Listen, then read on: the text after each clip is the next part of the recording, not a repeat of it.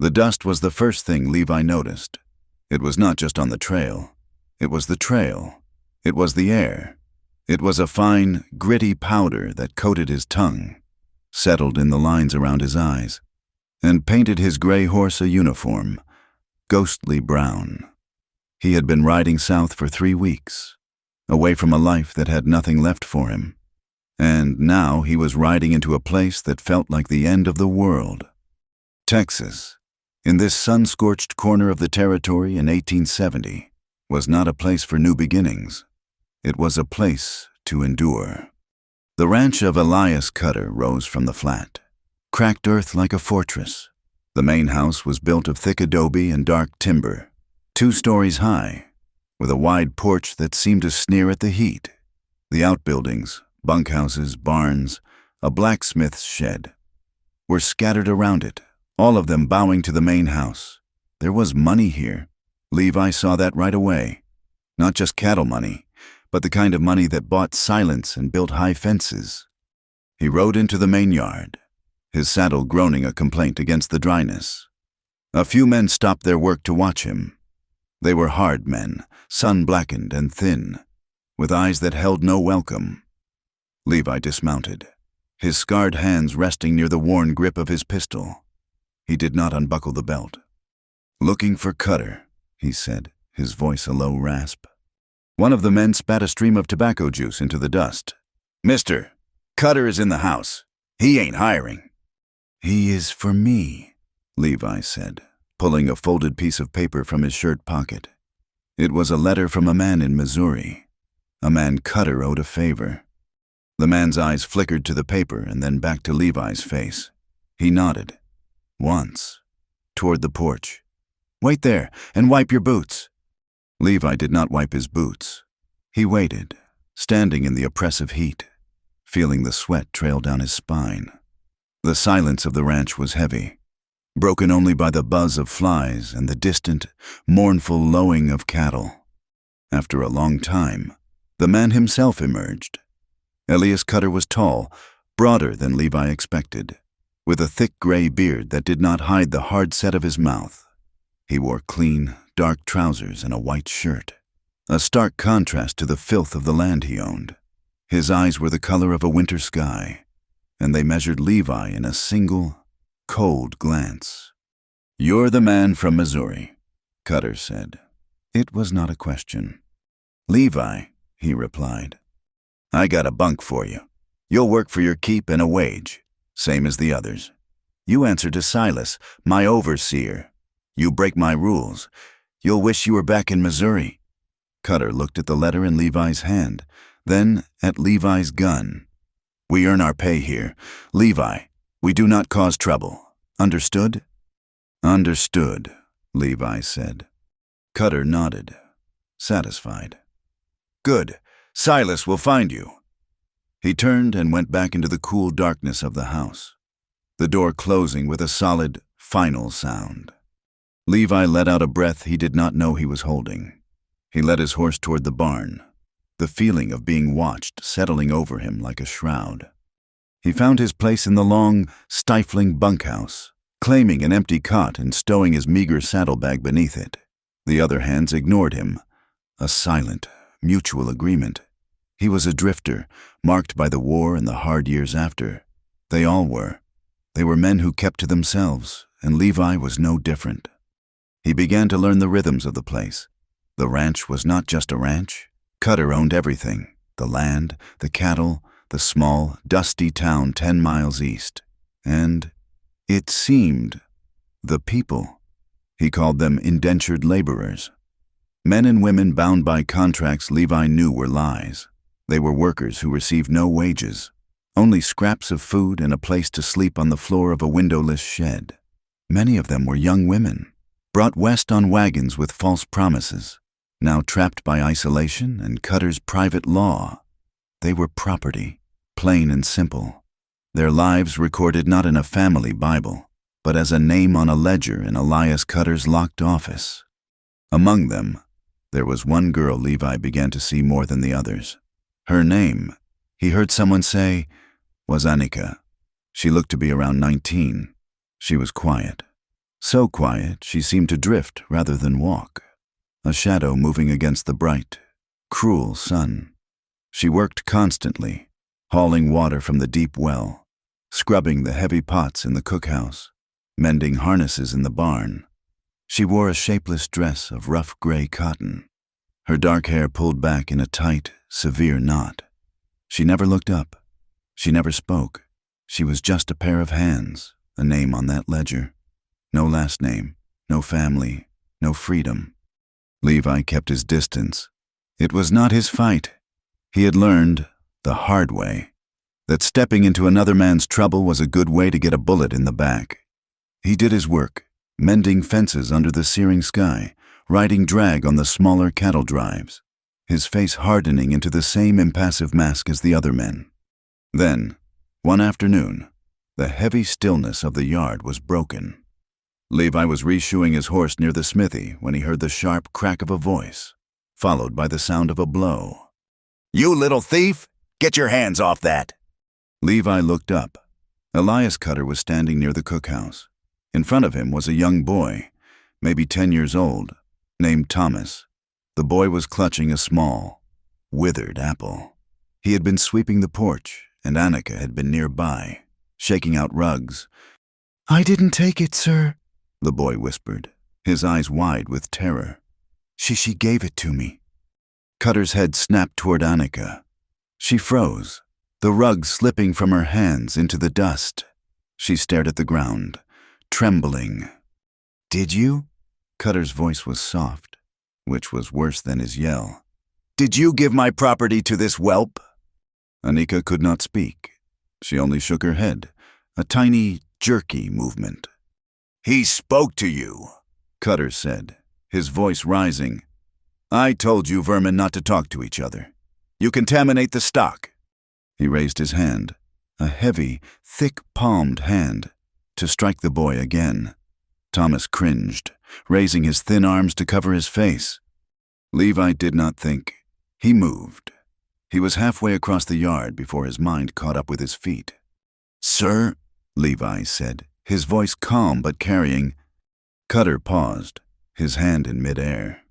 He turned his cold eyes on Levi. "What did you say? Hand?" "The tack," Levi said, his mind racing for a lie. "That new stallion. He's chewed through the bridle again. Silas said you'd want to know right away, before he tears it clean through." It was a weak lie, but it was a distraction. It was ranch business, man's business. Cutter stared at Levi, his jaw tight. He hated being interrupted, especially by a hired hand. But the stallion was valuable. The boy was not. Cutter slowly lowered his hand. He glared at Thomas. "Get out of my sight. Both of you." He jabbed a finger at Annika. "You, back to work, and I will be docking your rations for that apple."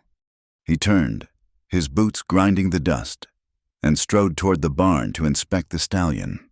Levi knew he would face questions from Silas later, but he did not care.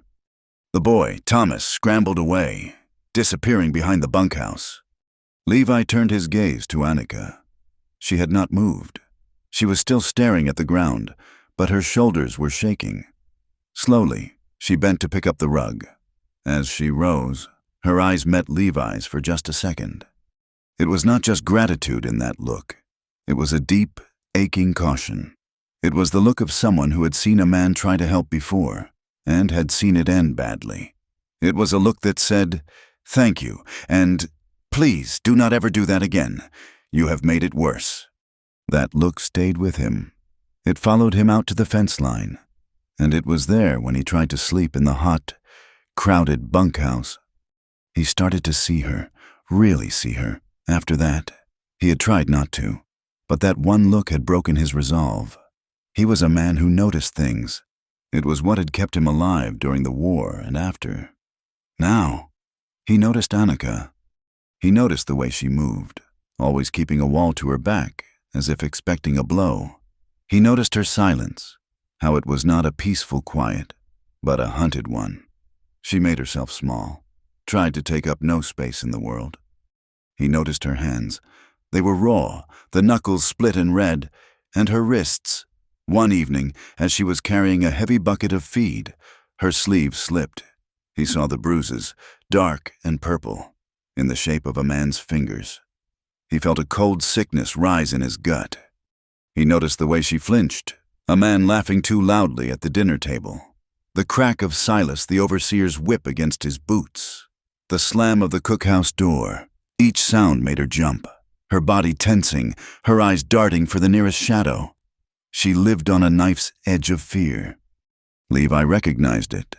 It was the same look the raw recruits had, the farm boys who had never seen blood, right after their first battle. It was the look of someone who knew the world could break them at any second, and probably would. He hated Cutter for it. He hated the ranch, and he hated himself.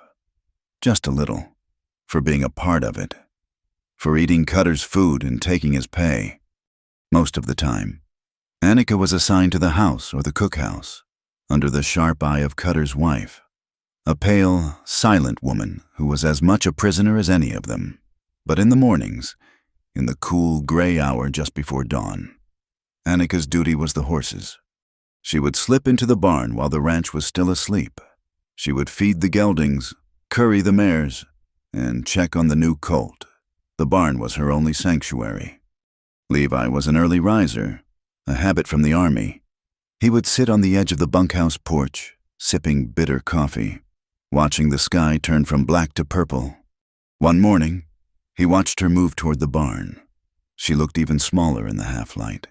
He saw her pause at the wide barn door, looking back at the dark, silent house. Then, she disappeared inside.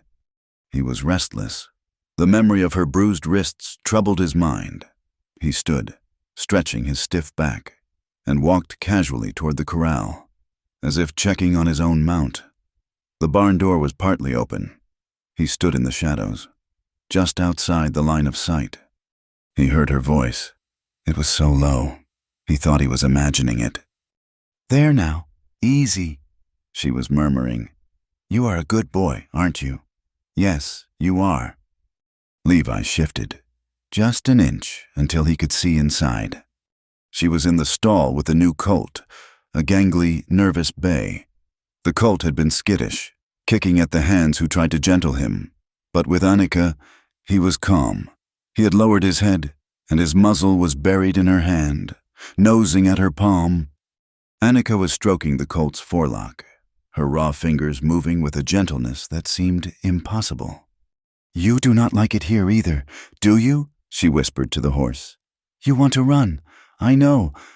The colt nudged her again, harder this time, pushing against her chest. And then it happened. A sound slipped from her, a small, airy breath. It was a laugh. It was quiet, and it was broken, but it was a laugh. Her face, which he had only ever seen as a mask of fear or blank submission, transformed. Her eyes crinkled at the corners. Her mouth, which was always set in a hard, protective line, softened and curved upward. She smiled. It was the first time he had seen it. It was like seeing the sun break through storm clouds after a month of rain. It was beautiful, and it was heartbreaking. It was a glimpse of the person she was, the person buried beneath the bruises and the fear. The smile lasted only a second. The colt pulled away, and her face snapped back into its careful, neutral mask. But Levi had seen it. Something inside him, something he thought had died in a muddy field in Tennessee, shifted. It was a dull ache, a feeling of profound, inescapable responsibility. That small, fleeting smile haunted him. It was a thing of light in a place of total darkness. And he found, to his own surprise, that he would do anything to see it again. He stayed in the shadows until she had finished her work and slipped out of the barn, her head down, her shoulders hunched. Once again, the invisible servant. Levi leaned his head against the rough timber of the corral. He knew, with a certainty that settled in his bones, that he could not leave. Not yet. The day passed in a haze of heat and hard labor, but the tension on the ranch ratcheted up with the setting of the sun. Payday for the hired hands meant whiskey, and whiskey meant trouble. That night, the bunkhouse was loud. Men drank, their voices growing rough and careless. Levi stayed on his cot, his back to the wall, cleaning his saddle by the light of a single lantern. Silas, the overseer, was drinking more than anyone. He was a big, brutish man with a mean streak that was amplified by liquor. He swaggered through the yard, his spurs jingling, his laughter a harsh bark. Levi watched him through the open door. He saw Silas head toward the main house, then veer off toward the servants' shed. A cold knot formed in Levi's stomach. He set down the saddle. He stood up and walked out into the night air. The moon was high, casting pale, ghostly shadows. He heard a scuffle near the shed, a small cry, quickly stifled. Levi moved, his boots silent in the dust. He rounded the corner of the cookhouse and saw them. Silas had Annika cornered against the shed wall. He had her by the arm, his heavy body blocking her. "Come on, girl," Silas slurred, his voice thick. "Mister, Cutter is busy with his ledgers. He will not miss you. It is time you showed some gratitude for your keep."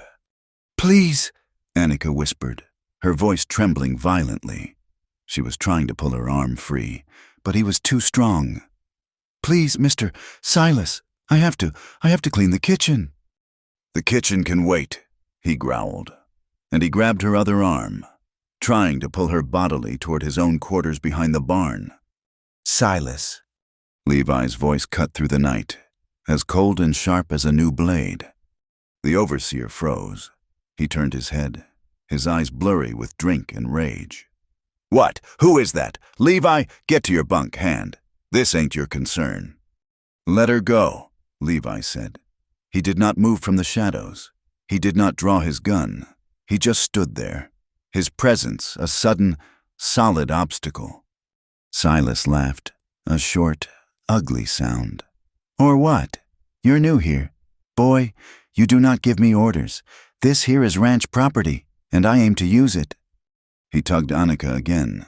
She cried out, a sharp gasp of pain and fear.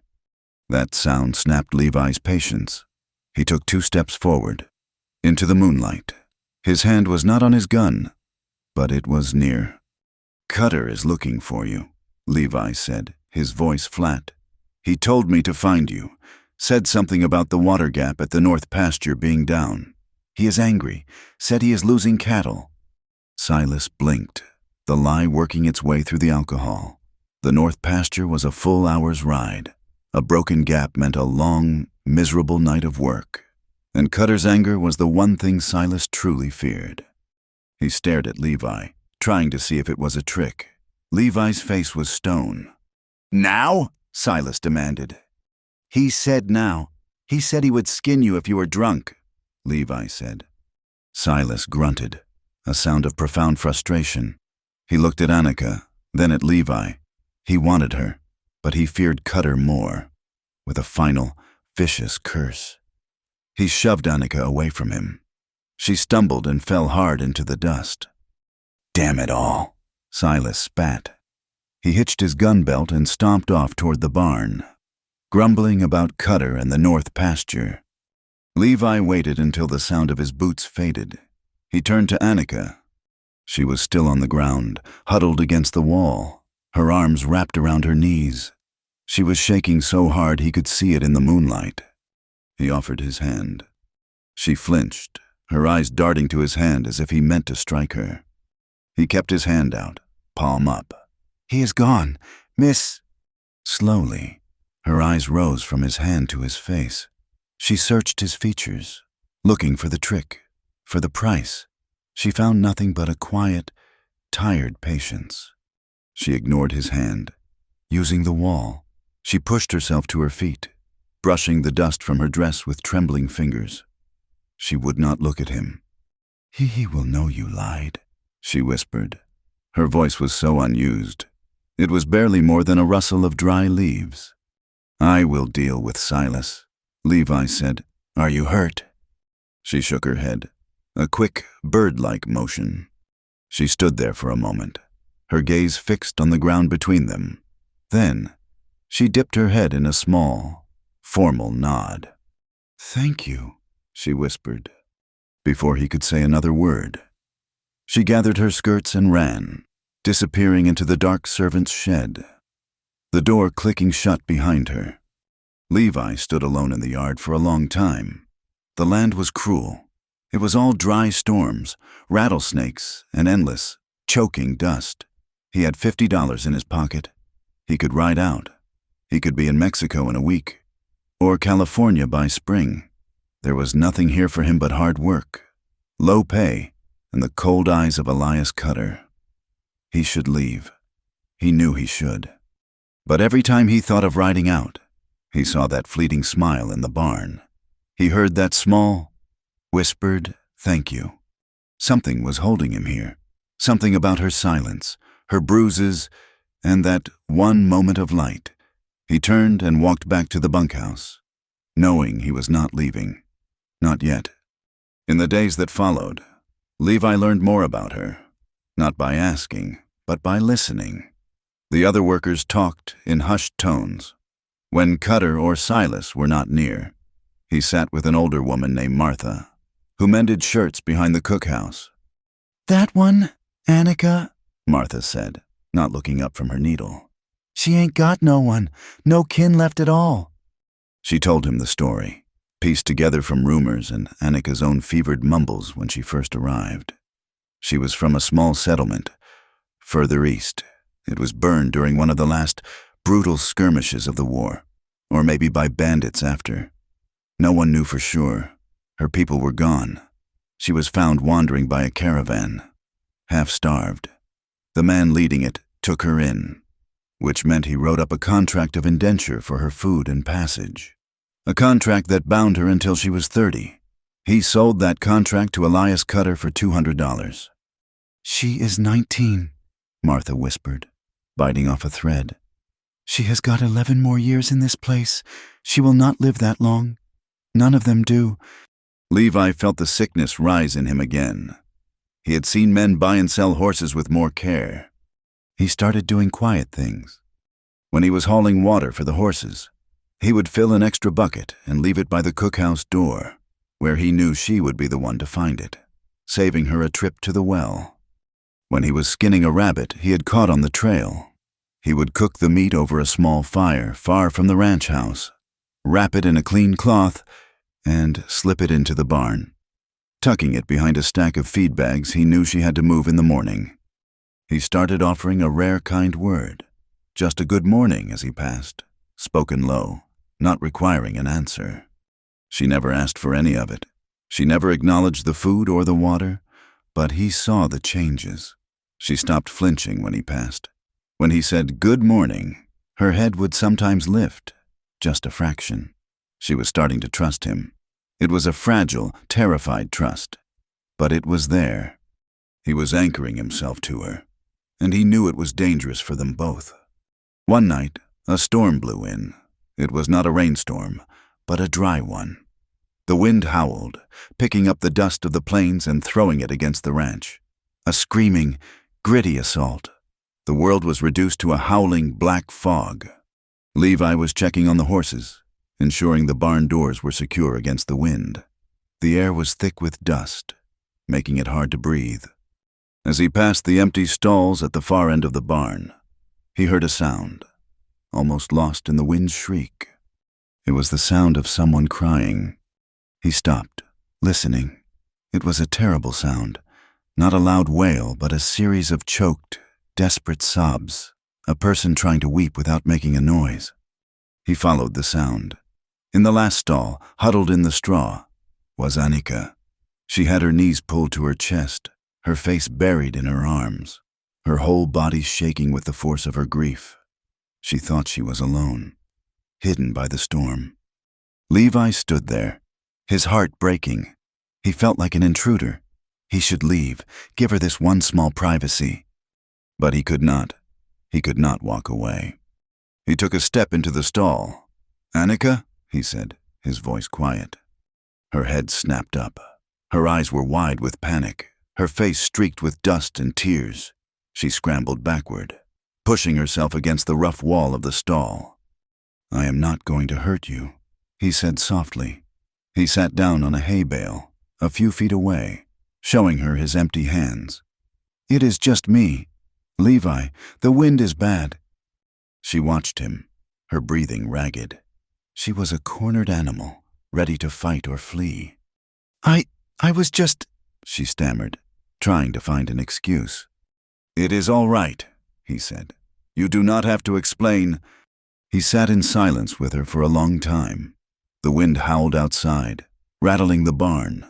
The lantern cast a weak, flickering light. He did not look at her, but sat staring at his own boots, giving her time. Slowly, her breathing evened out. The desperate sobs subsided into a quiet, exhausted sorrow. He did not know what to say. He had no words of comfort that were not a lie. The world was a cruel place. He knew it. She knew it. Finally, she spoke. Her voice was raw from crying, but it was clear. "I was not born for this," she whispered to the shadows. Levi looked at her. Her eyes were fixed on the straw, her hands clenched in her lap. "I remember," she said, her voice distant, as if talking to herself. "I remember my mother. I remember singing. I was not born to be this." She looked at him then, her gaze direct and full of a pain so deep it shocked him. "I was not," she said again, fiercely, as if daring him to contradict her. Levi met her gaze. He thought of his own life, the things he had done, the man he had become. "No," he said, his voice thick. "No, you were not." That night in the barn, sitting in the straw as the wind screamed outside, had changed the air between them. Her words. "I was not born for this," echoed in Levi's head long after the storm had passed. They followed him into the bright, harsh daylight of the next morning. He saw her from a distance, hauling water from the well, her body moving with a stiff, pained reluctance. She was back inside the walls of her silence. But he knew now what was behind them. His guilt began to eat at him. It was a dull, constant ache, like a poorly set bone. He was just another man on the ranch, drawing Cutter's pay, eating Cutter's beef, and mending Cutter's fences. He was part of the system that kept her trapped. Every nail he hammered into a loose fence post felt like another bar on her cage. He had intervened with Silas, yes, but Silas now watched him with a cold, simmering hatred. The overseer made a point of giving Levi the hardest, dirtiest jobs, digging out a dried-up well, clearing thicket from the south pasture under the noon sun. Levi did the work without complaint. He knew he had not helped Annika. He had only painted a target on his own back, and perhaps on hers. He was just another man, like all the others, who saw the cruelty and did nothing of substance. He was a coward, just as he had been in Tennessee. A week later, a cloud of dust appeared on the eastern horizon. It was not cattle. It was a fine black buggy, moving too fast, drawn by two expensive-looking horses. The buggy pulled into the main yard, and the man who stepped out was not a rancher. He was young, perhaps 25, dressed in a dark suit and a boiled white shirt. He was soft in a way the other men were not, his face pale, his hands clean. This was Edwin Cutter, the son and heir, returned from a month of drinking and gambling in San Antonio. Elias Cutter came out onto the porch, and Levi saw something he had never seen on the rancher's face, a thin, reptilian smile of pride.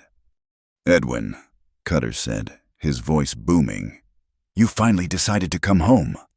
"Just came for more money. Father," Edwin said, his voice high and lazy. He tossed the reins to the nearest hand. "And to escape the heat. It is hotter than blazes in that town."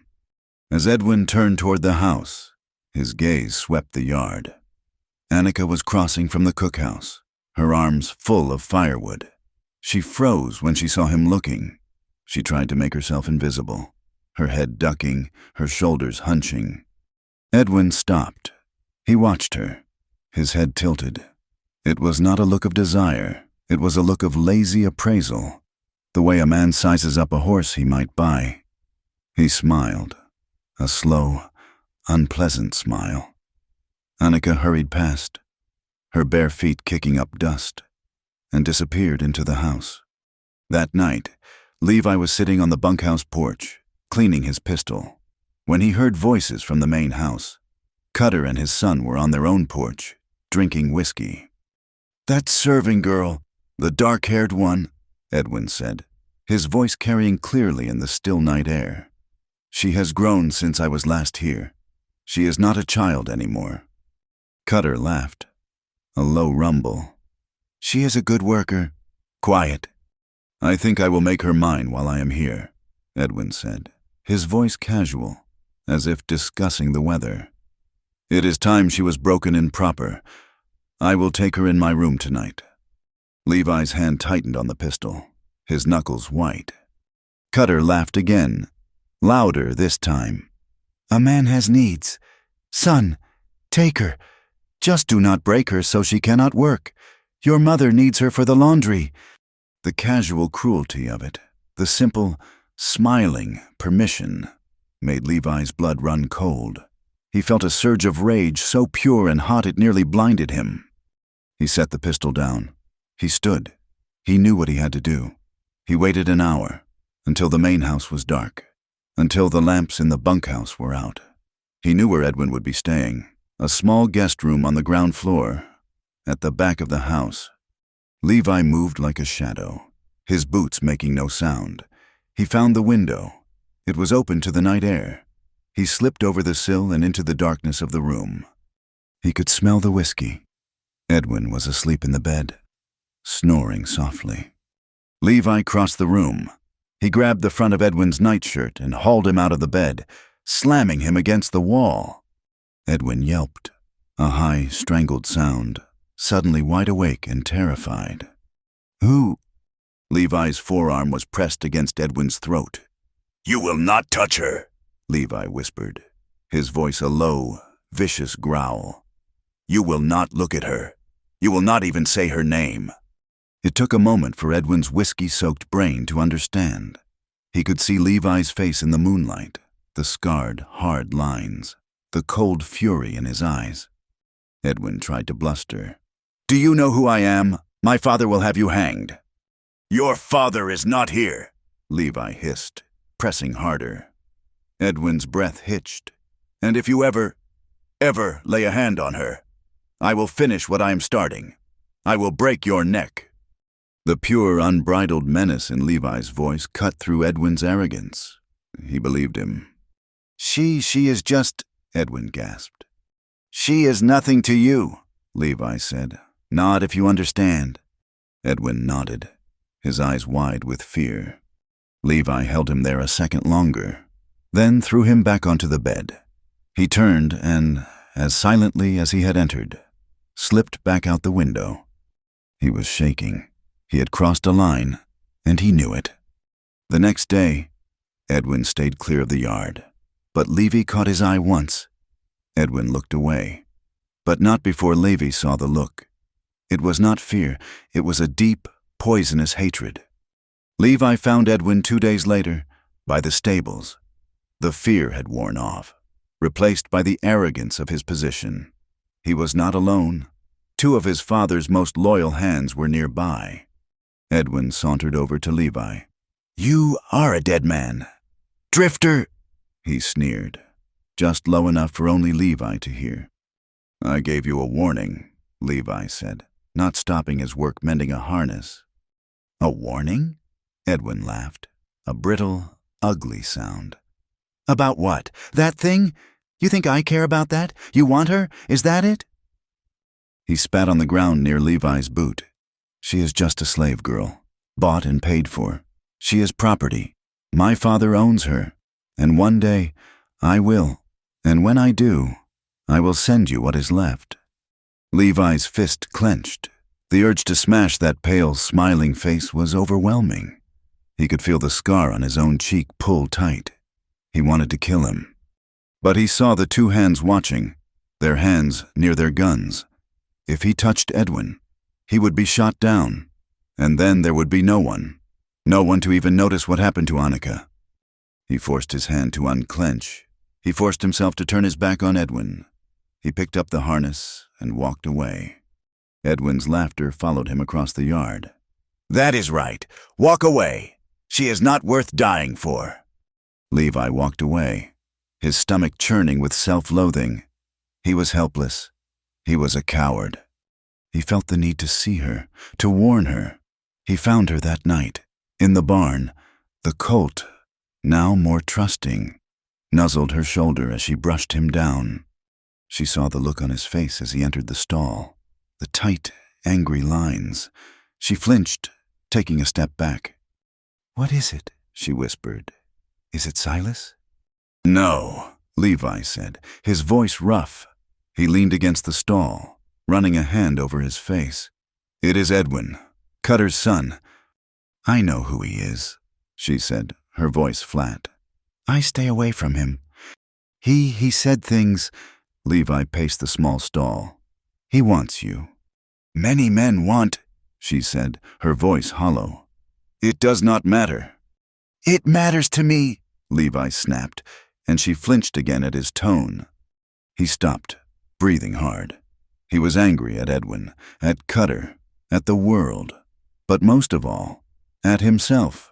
He was scaring her, the one person he was trying to protect. "I am sorry," he said, his voice dropping. "I am not angry at you." "Why?" she asked, a genuine, quiet question. "Why do you care? You should not. It is dangerous for you. You should leave." "I tried," he said, sitting on the hay bale. "I cannot." He looked at his hands. "Edwin, he called you a name. The name they call people like you, people they own." "I am what I am," she whispered, turning back to the horse. "Words do not change it." "He is wrong." Levi stood up. He felt a sudden, desperate need for her to understand, for her to see him, all of him. "Annika, you think I am a good man. You think I am strong. I am not." She looked at him, her dark eyes searching his face in the lantern light. "I have to tell you," he said, the words spilling out. "I am a deserter, a coward." He told her everything. He told her about the war, about fighting for a cause he never understood. He told her about the retreat, the mud, the starvation. And then he told her about the boy. "He was just a boy," Levi said, his voice thick with the memory. "A black boy, maybe 14. He cooked for the captain, cleaned his boots. He was starving, just like the rest of us. He stole a piece of hardtack, just bread." Annika stopped brushing the horse. She was listening. "The captain, he said he had to make an example, to maintain discipline. He took a rope, threw it over the limb of an oak tree. He called us all to watch. He hanged him. Annika, for a piece of bread." Levi's voice broke. "The boy, he did not weigh enough. It was not quick. And I stood there. I watched. All of us did. We just watched. I did not raise my hand. I did not say a word. I just watched a boy die for bread." He stared at the barn wall, seeing the tree, seeing the boy's feet kicking. "That night, I left my rifle in the mud and I walked away. I have been walking ever since. I am a coward. I see Edwin. I see his father, and I am just standing there, watching again. I do not know how to fight them." The barn was silent. He had exposed the raw, rotten core of himself. He felt ashamed. He expected her to turn away, to see him for the weak, broken thing he was. He was sitting on the bale, his elbows on his knees, his face in his hands. He felt a touch. It was so light. He thought it was a moth. It was a breath, a brush of cloth. He looked up. Annika had moved from the horse. She was standing in front of him. Her hand, the one with the raw, split knuckles, was resting on his wrist.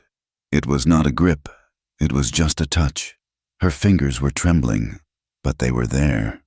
It was the first time she had ever, in any way, initiated contact. She said nothing. Her eyes were not full of pity or judgment.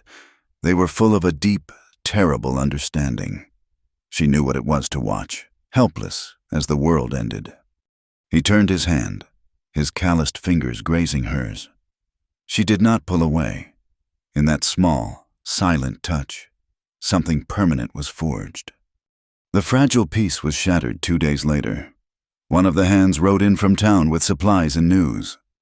"There is a bounty hunter at the saloon," he announced to the dinner table. "A hard-looking man, asking questions about runaways. Seems some of the ranches north of here have lost indentured folk. He is offering cash for any information." A cold silence fell over the servants' table. Levi saw Anika's hand, the one holding a spoon, stop moving. The other women exchanged terrified glances and looked down at their plates. The air on the ranch, already tense, became sharp with a new, metallic fear. There was nowhere to run. The world was walled in. And then a girl disappeared. Her name was Sarah, a young, pale girl who worked in the kitchen. She was one of the few people Annika spoke to, in quiet whispers, when they were washing clothes. One morning, Sarah was not in the kitchen. Her thin blanket and small bundle of possessions were gone from the servant's shed. Elias Cutter was furious. It was not the loss of the girl, it was the loss of his property, the challenge to his authority. He sent Silas and 3 other hands to ride out, to find her.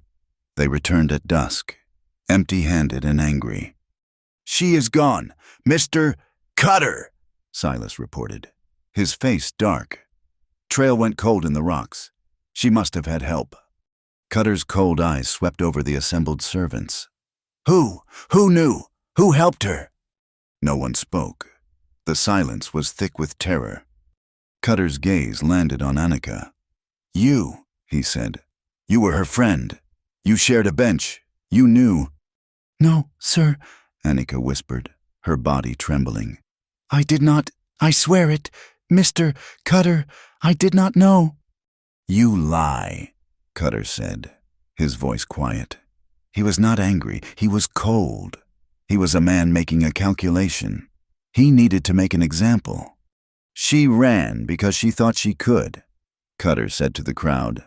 "She ran because she was not afraid. I will fix that. I will teach the rest of you what happens to property that forgets its place. I will teach you what happens to liars." He pointed at Annika. "Silas, tie her to the hitching post." Levi's blood turned to ice. "No," he said, taking a step forward. Before he had taken a second step, 2 of Cutter's men were on him. One of them, a hard man named Jeb, pressed the barrel of a pistol into Levi's ribs. "Stay put, Levi," Jeb muttered. "This ain't your affair. You move, you die." Levi froze. He looked past Jeb's shoulder. He saw Silas drag Annika, who was weeping and begging, to the post in the center of the yard. He saw her small hands tied to the wood. He looked to the porch. Edwin was there, leaning against a pillar, a thin, cruel smile on his face. He was watching. Levi was trapped. He was shaking with a rage so profound it made him sick. His hand was inches from his own pistol, but he knew it was useless. He would be dead before he cleared the holster. And his death would not save her. He was helpless. He was back in Tennessee, watching the boy hang.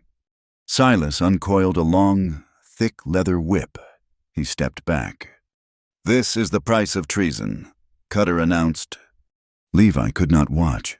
He turned his head, his jaw clenched so hard his teeth ached. The first sound was the whistle of the leather cutting the air. The second was the sharp, wet crack as it landed. Annika did not scream. She gasped, a high, strangled intake of breath that was worse than any scream. Crack! Again. Levi's eyes were shut tight. He could feel the pistol barrel digging into his side. Crack! He heard a low moan, an animal sound of pure pain. His stomach heaved. He wanted to kill them all. He wanted to burn the ranch to the ground. But he just stood there, his hands clenched, his body rigid, a prisoner. Crack! He did not know how many times. 5, 6, 7. Each one was a lifetime. Finally. Cutter's voice cut through the air. "That is enough. Cut her down. Leave her.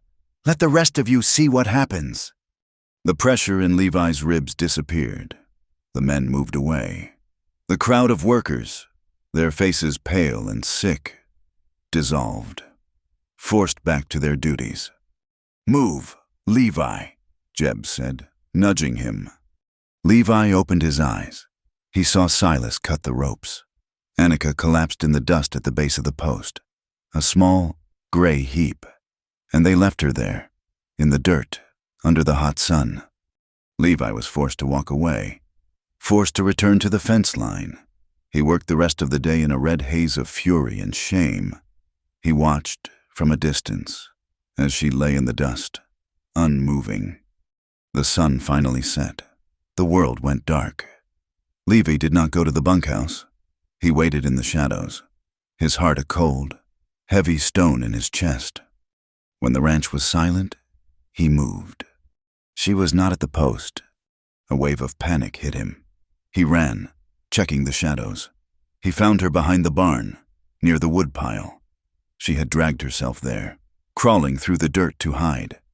She was lying on her stomach, her face turned to the side. She was barely conscious. "Annika," he whispered, kneeling beside her. She whimpered, a low, pained sound.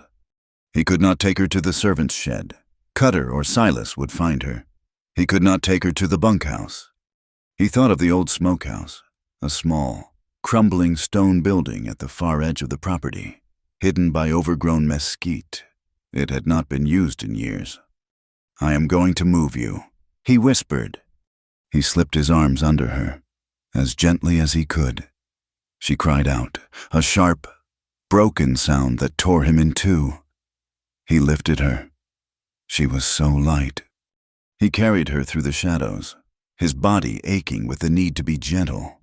He got her to the smokehouse and laid her on a pile of old burlap sacks, on her stomach. Her breathing was shallow, ragged. "I will be back," he promised. He ran to the small, muddy creek that ran a quarter-mile behind the ranch. He plunged his bandana into the cold river water, then ran back. He knelt beside her in the darkness of the smokehouse. He could barely see her. He touched her shoulder. She flinched. "It is me," he said, his voice thick. I have to clean the wounds." Her dress was torn and stuck to her back. He took his knife and carefully, slowly, cut the fabric away from the raw, broken skin. She was rigid, her fingers digging into the dirt floor. He took the wet bandana and, with a touch so gentle it barely grazed her, he began to dab at her back, cleaning away the blood and the filth. She gasped, her whole body tensing, but she did not cry out. "I am sorry," he murmured, his voice breaking. "I am so sorry. Annika, I stood there. I watched. I did not do anything." He worked in the dark, by feel, his hands trembling.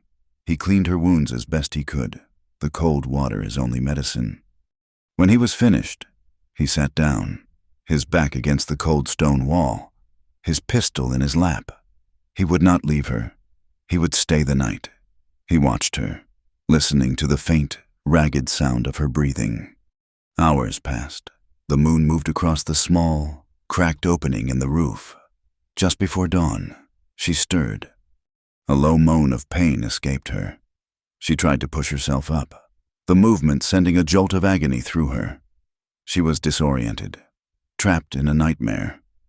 "Levi?" she rasped, her voice thick with pain and fear. He moved instantly, kneeling beside her. "I am here. I am right here. You are safe." Her hand fumbled out in the darkness, searching for him. Her fingers found the rough cotton of his shirt and gripped it, bunching the fabric in her fist with a desperate, surprising strength.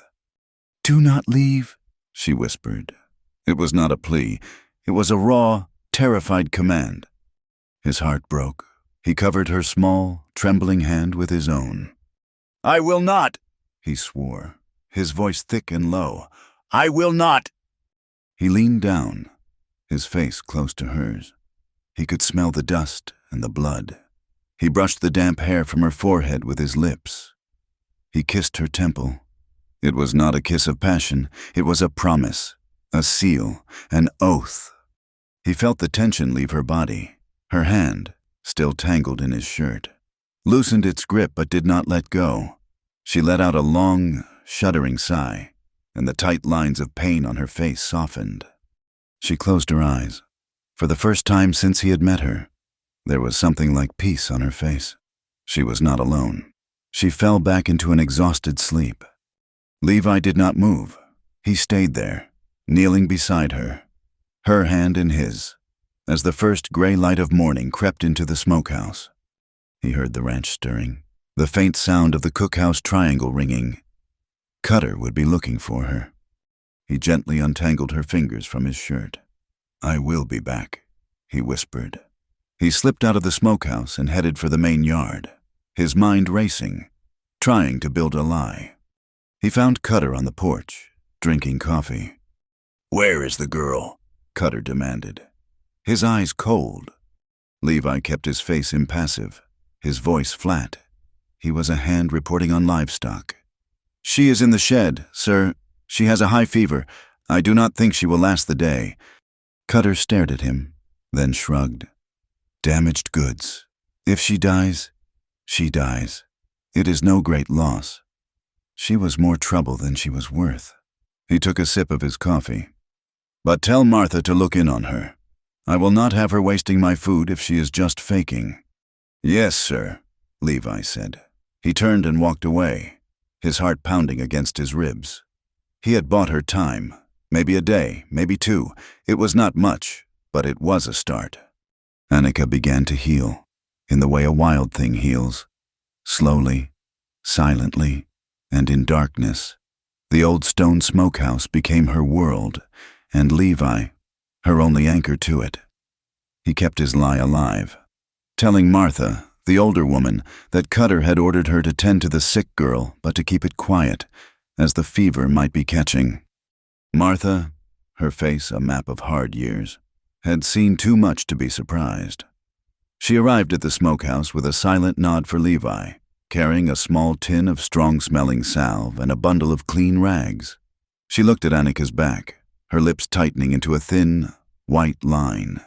"He is a monster," she whispered, not specifying if she meant Cutter or Silas, or all of them. Levi used his position as a hand to steal. He stole food from the pantry, a heel of bread, a handful of dried apples. He stole water from the barrel behind the cookhouse. He stole moments, slipping away from mending fences to sit with her for 10 minutes, his back against the stone wall, his rifle across his lap. Her body mended, but her spirit remained in the dust where she had fallen. She was quiet, her eyes often distant, her hands trembling. He would find her staring at the single sliver of light that came through a crack in the heavy wooden door. He remembered her words, "I remember singing," and he remembered her whisper in the barn, "I wasn't born for this." He knew she needed more than food and salve. She needed a reason. On his third day of watching over her, Levi was sent to the main house to repair a broken window latch in the study. It was Cutter's room, filled with dark, heavy furniture, animal heads on the wall, and a large desk on a shelf. Beside ledgers and books on cattle breeding was a small, worn row of books from Cutter's wife. Among them, he saw it, a thin, blue-spined book, McGuffey's first eclectic reader.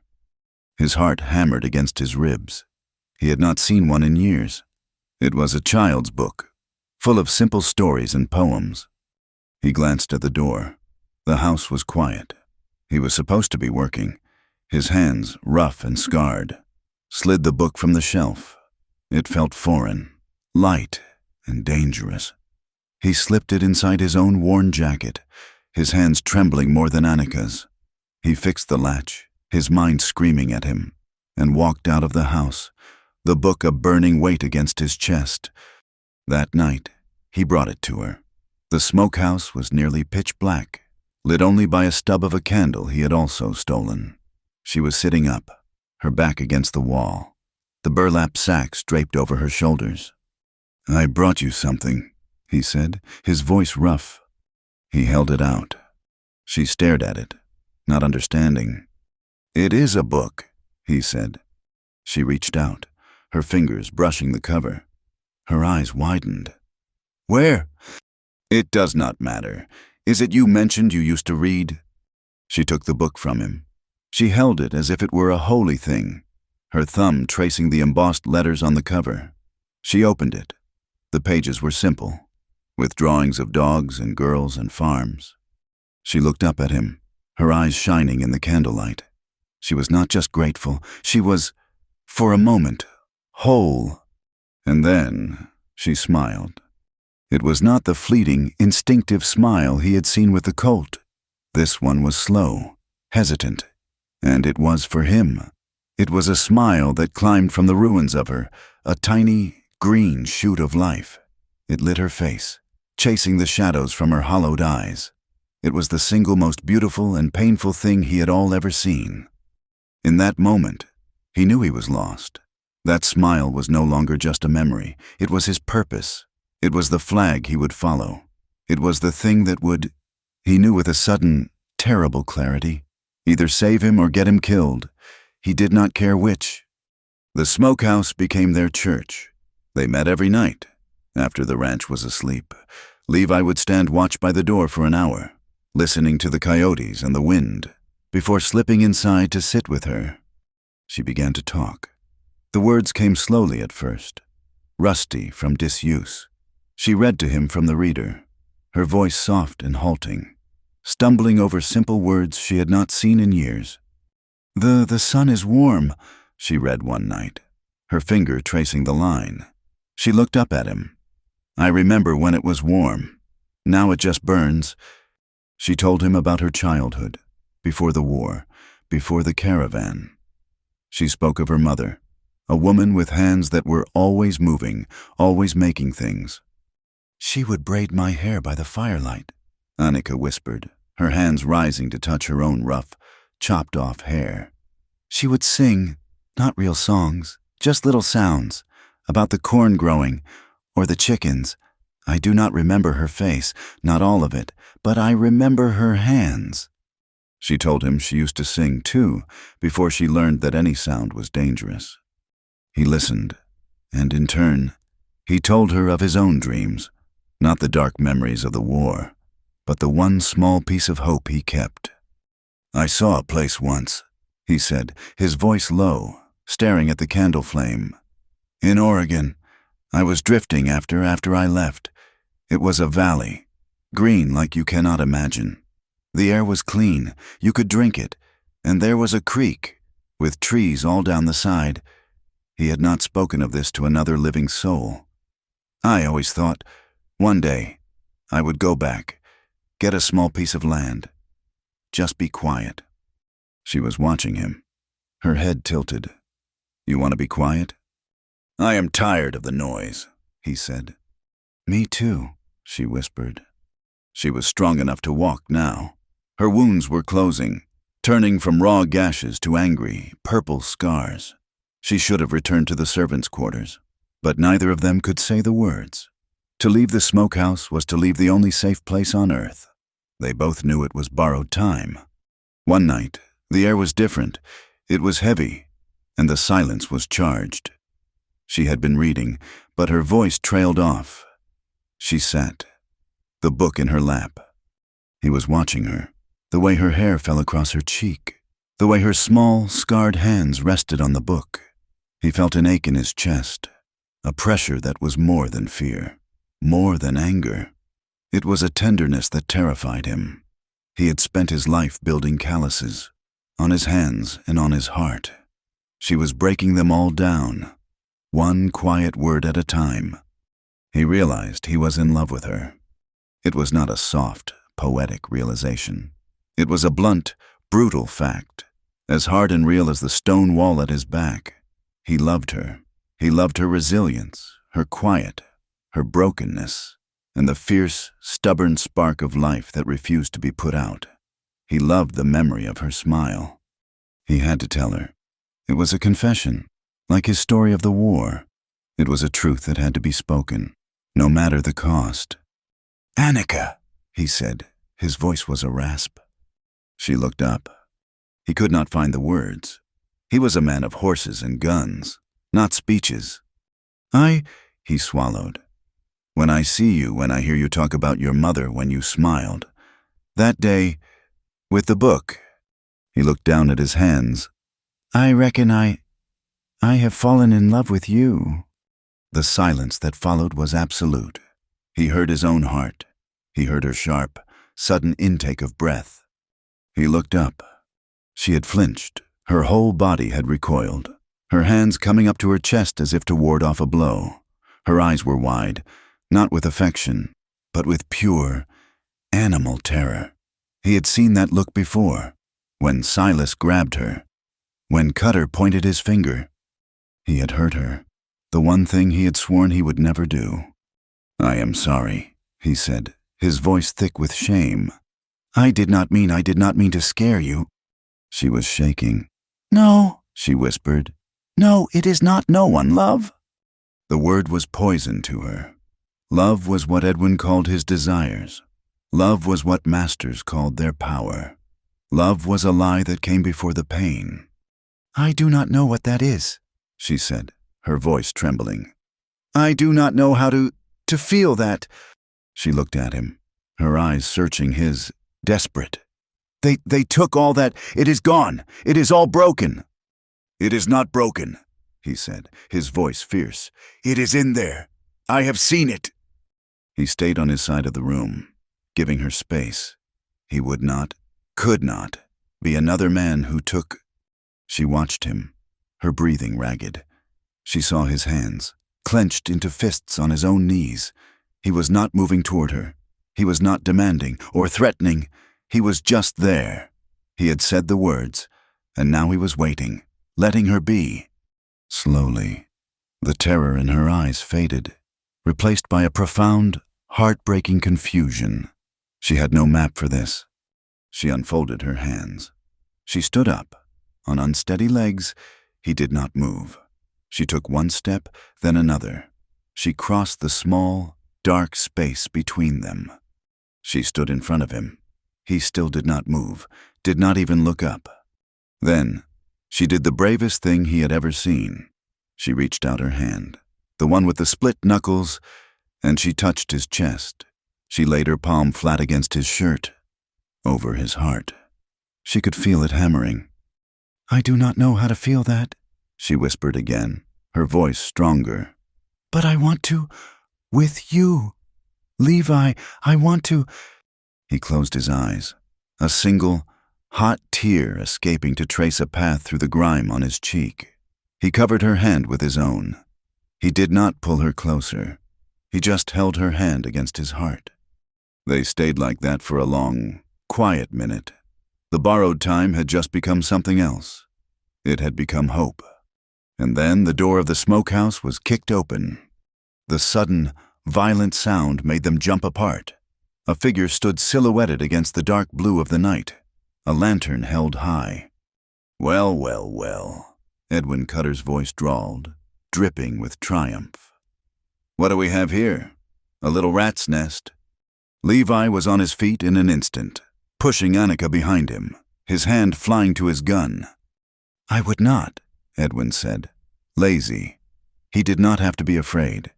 He was not alone. Behind him, in the darkness, Levi could see the broad shapes of Silas and Jeb. They both had their rifles out. You said she was dying, Levi, Edwin said, stepping into the smokehouse. His eyes raked over Annika.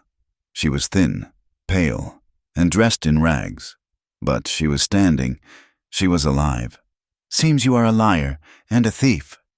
Get out, Edwin, Levi said, his voice a low growl. This is not your concern. Not my concern? Edwin laughed. He pointed at Annika. That is my father's property, and you are hiding it. You are stealing from him. He took another step, his eyes fixed on Annika. And you little... Do not, Levi warned, stepping in front of her. Or what? Edwin sneered. You will threaten me again?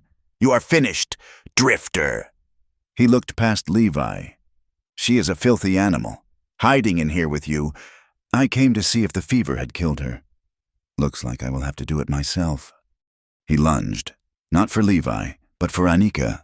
He grabbed her arm, his fingers digging in. Come on, girl, back to the house. I have a special room for you. We will see if you can be retrained. Anika screamed, a high, thin sound of pure terror. Levi moved. He did not think about the rifles. He did not think about anything but her. He lunged at Edwin, his fist connecting with Edwin's jaw with a satisfying, solid crack. Edwin staggered back, spitting blood, his face a mask of shocked rage. Levi did not get a second chance. The world exploded.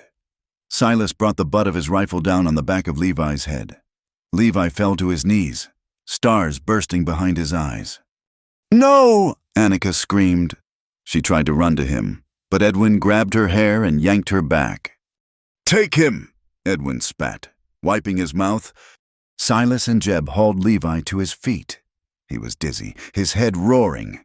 He tried to fight, but they held his arms pinned. "You will hang for this!" Edwin shouted, his voice shaking. He shoved Anika toward the door. "You will hang for striking me, and you will hang for stealing." He dragged Anika out of the smokehouse. She was fighting, kicking, clawing at his face. "Levi!" she shrieked. "Levi!" "Let her go!" Levi roared. He threw his weight back, trying to break free, but Silas just hit him again, a hard blow to the stomach that drove the air from his lungs. "I will not let her go," Edwin shouted back from the yard. "I will never let her go, and I will make her watch you swing." They dragged him across the yard, toward the bunkhouse.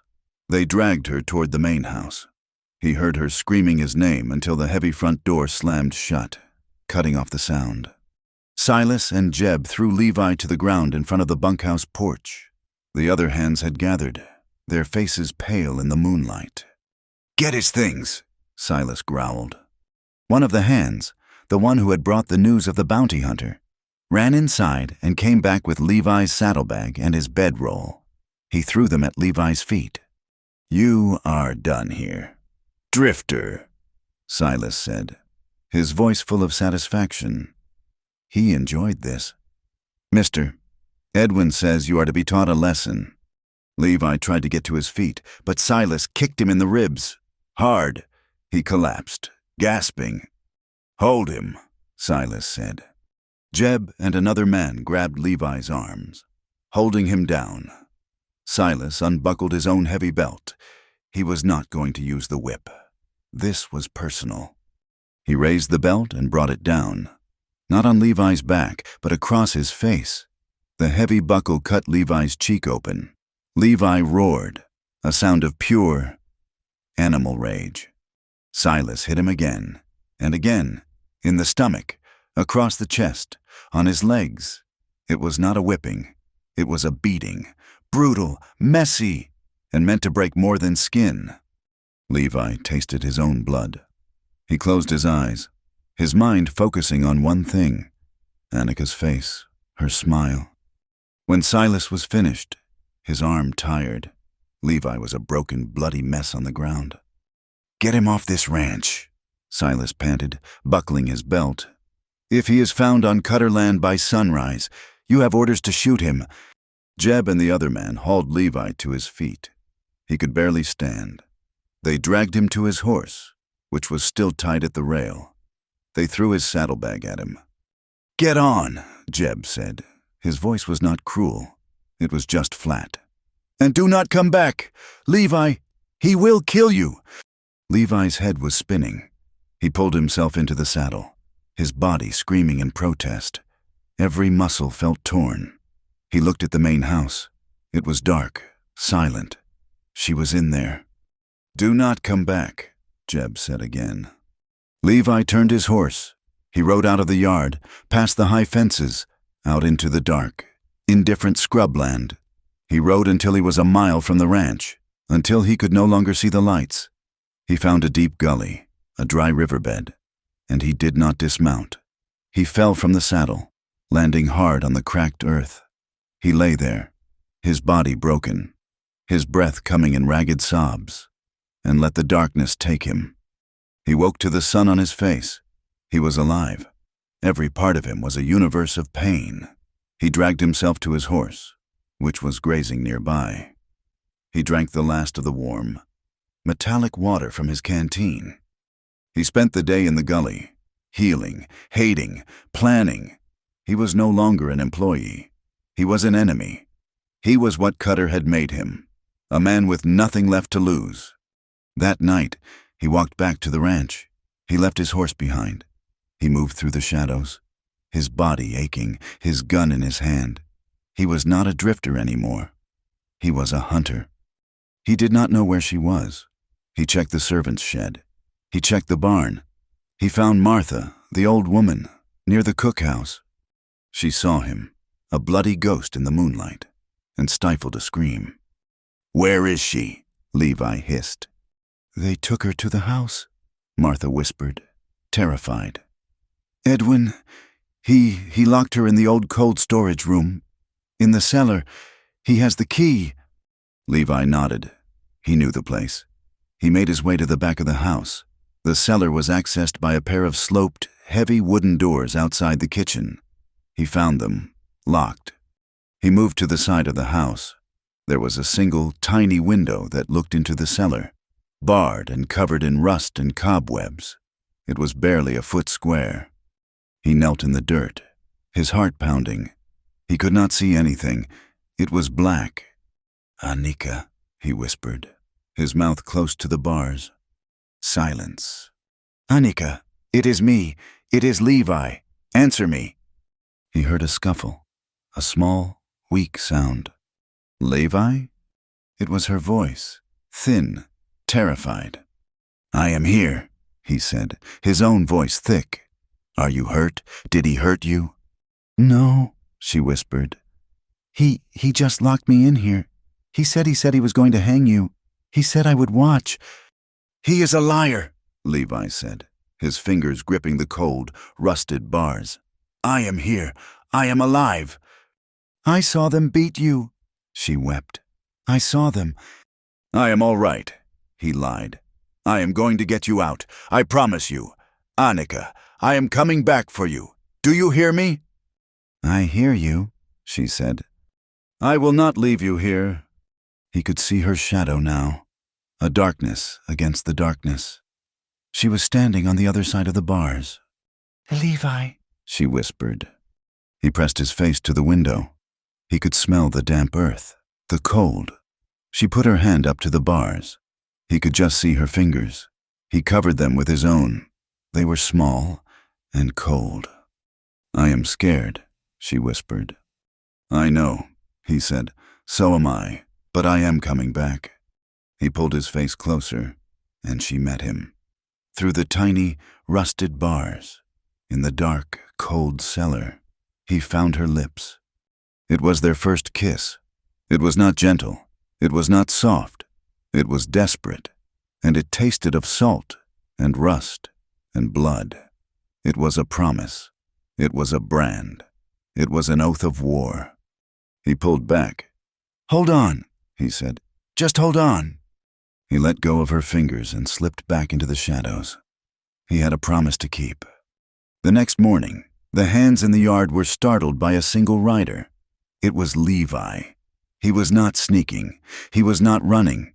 He rode straight into the center of the yard, his face a swollen, bloody mask, his jacket torn. He sat on his horse, his hands resting on his saddle horn, and he waited. Elias Cutter came out onto the porch, a cup of coffee in his hand. He saw Levi and he stopped. His eyes narrowed. "I told Silas to shoot you if you came back," Cutter said, his voice flat. "I am not here to work," Levi said, his voice loud enough for every man in the yard to hear. "I am here to tell you to your face. You are a slaver, Cutter, a coward and a slaver." The yard went silent. The hands stopped working. Edwin appeared in the doorway behind his father, his face pale, a dark bruise on his jaw.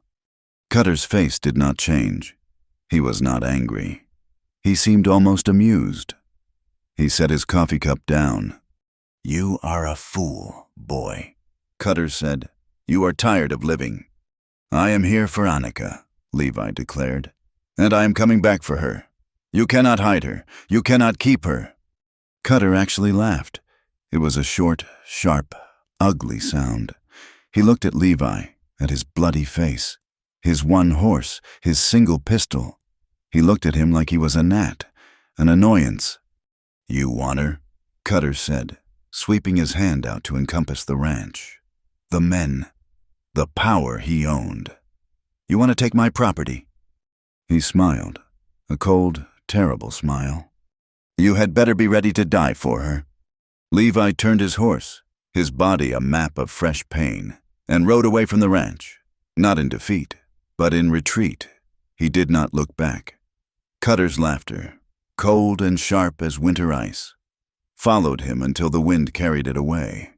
He rode hard, putting distance between himself and the man who owned everything. His mind clear for the first time in months. The pain in his face, the throb in his ribs, the taste of his own blood. It was all afire, burning away the last of his drift. He was no longer a man watching. He was a man acting. He rode the 10 miles to the town, a collection of dusty, false-fronted buildings that all seemed to lean on each other for support. It was a town that lived in Cutter's shadow. Levi sold his horse, his good saddle, and his spare pistol. He sold everything he had from his old life, every piece of gear that was not essential for survival. He gathered the money, a small, worn stack of bills. It was not much, not nearly enough to buy a man's life, but it was all he had. With a fraction of it, he bought a fast, wiry mare with a mean look in her eye, a stolen Army brand saddle, and a box of cartridges. He spent the rest of the day gathering supplies, a sack of dried beef, bandages, a new canteen. He moved with a singular, driving purpose. The next morning, he rode back to the Cutter ranch. He did not go to the main house. He rode to the front gate, as a visitor would, and waited. Cutter sent Silas out. The overseer's face was a mask of smug contempt. "You are dumber than you look, Levi," Silas said, resting his hand on his pistol. "Mister, Cutter said to shoot you." "I am not here for you," Levi said, his voice flat. He held up the stack of money. "I am here for the girl, to buy her contract." Silas laughed. "Buy her? With what? That is barely enough to buy a good horse." "It is all I have," Levi said. "Ask Cutter. Tell him it is this, or I burn him to the ground." The boast was empty, and they both knew it, but the money was real. Silas, his curiosity piqued, turned and walked back to the main house. Levi waited. The sun beat down on him. His face throbbed. After a long time, Cutter himself came out. He walked slowly, his hands in his pockets. He stopped 10 feet from Levi. "You are a persistent fly. I will give you that," Cutter said. He looked at the money in Levi's hand. $120. "That is what you offer me for my property? For the girl you stole, the son you struck, and the trouble you have caused?" "It is all I have," Levi repeated. "Take it. Give me her papers. We will be gone. You will never see us again." Cutter smiled. It was the smile of a man holding all the cards. "You are right about one thing. You will not see her again." He reached into his coat pocket and pulled out a folded, yellowed piece of paper. He held it up. "This," he said, "is her contract, indentured, legal and binding for 11 more years, signed by her own hand, her X mark, right there, witnessed. I paid $200 for this paper. You offer me $120? He laughed, a dry, cold sound. "She is a disobedient, willful thing, but she is mine, and I do not sell my property just because a drifter with a bloody face asks me to." He slowly, deliberately, tore the stack of money from Levi's hand. He did not put it in his pocket. He dropped it, bill by bill, into the dust. "Now, get off my land," Cutter said, his voice turning to steel. "The next time I see you, I will not have you beaten. I will have you hanged, and I will make her watch." Levi's hand twitched, moving toward his pistol. "Try it," Cutter whispered. He was not afraid. He had not come alone. Levi saw the glint of a rifle barrel from the porch. He saw Silas, standing just to the side, his gun already drawn. There was nothing he could do. He had tried to buy her. He had failed. He turned his mare, his heart a cold, heavy stone. He rode away, leaving his money to dissolve in the Texas dust. He rode back to town. There was one last option: the law. The sheriff's office was a small, hot box at the end of the main street. The sheriff, a man named Miller, was tilted back in his chair, his boots on his desk, whittling a piece of wood. He had a large, drooping mustache and lazy, indifferent eyes. "Sheriff," Levi said, standing in the doorway. Miller did not look up. "Afternoon. I need to report a crime," Levi said. "Oh, yeah? What is it? Someone steal your horse?" "It is Elias Cutter," Levi said. "He is holding a girl against her will. He is treating her like a slave." Now Miller looked up. His whittling stopped. He slowly lowered his feet to the floor. "Is that so? A girl, you say?" "Her name is Anika. He has a false contract. He beat her. He has her locked in his house." Sheriff Miller sighed. He picked up his knife and scraped a long, thin shaving from the wood. "You are that new hand, ain't you? The one who got run off?" "Yes." "And you have got a personal interest in this Anika girl?" "She is not a slave," Levi insisted, his voice rising. "He is breaking the law." "Now you listen to me, son," Miller said, his voice hardening. "Mister, Cutter is the law out here. He owns the bank. He owns the feed store. He pays my salary, and he pays the salary of the judge. Now, you say he has got a contract?" "It is false. She was forced—" "Do not matter," Miller said, pointing the knife at Levi. "A contract is a contract. A piece of paper. That is what the law cares about. Paper. You got a piece of paper that says she is free? No? Well, Mr. Cutter has a piece of paper that says she is his. Case closed." "So you are not going to do anything?" Levi asked, his hand clenching. "I am going to do this," Miller said. Standing up, he was a big man, bigger than Levi. "I am going to tell you to get out of my office and get out of my town. Mr. Cutter does not like trouble, and right now, you are the biggest piece of trouble I have seen all year. You are upsetting the peace." "This is not justice," Levi spat. "This is Texas, son," the sheriff said. "You want justice? You go find a church. This here is the law." Levi stared at the sheriff, at his badge, at his lazy eyes. He saw no help there. He was on his own. He turned and walked out, the sheriff's mocking voice following him. "You have a nice day. Now." He was beaten. He had no money, no law, no allies. He rode his new mare out of town, not knowing where to go. Meanwhile, back at the ranch, Anika was a prisoner. After Levi's public confrontation, Edwin, his face bruised and swollen from Levi's punch, was consumed by a possessive rage. She was no longer just a servant to be used. She was a prize to be won, a symbol of the drifter's defiance. He had her moved from the cold, dark cellar to a small, windowless storage room on the second floor of the house.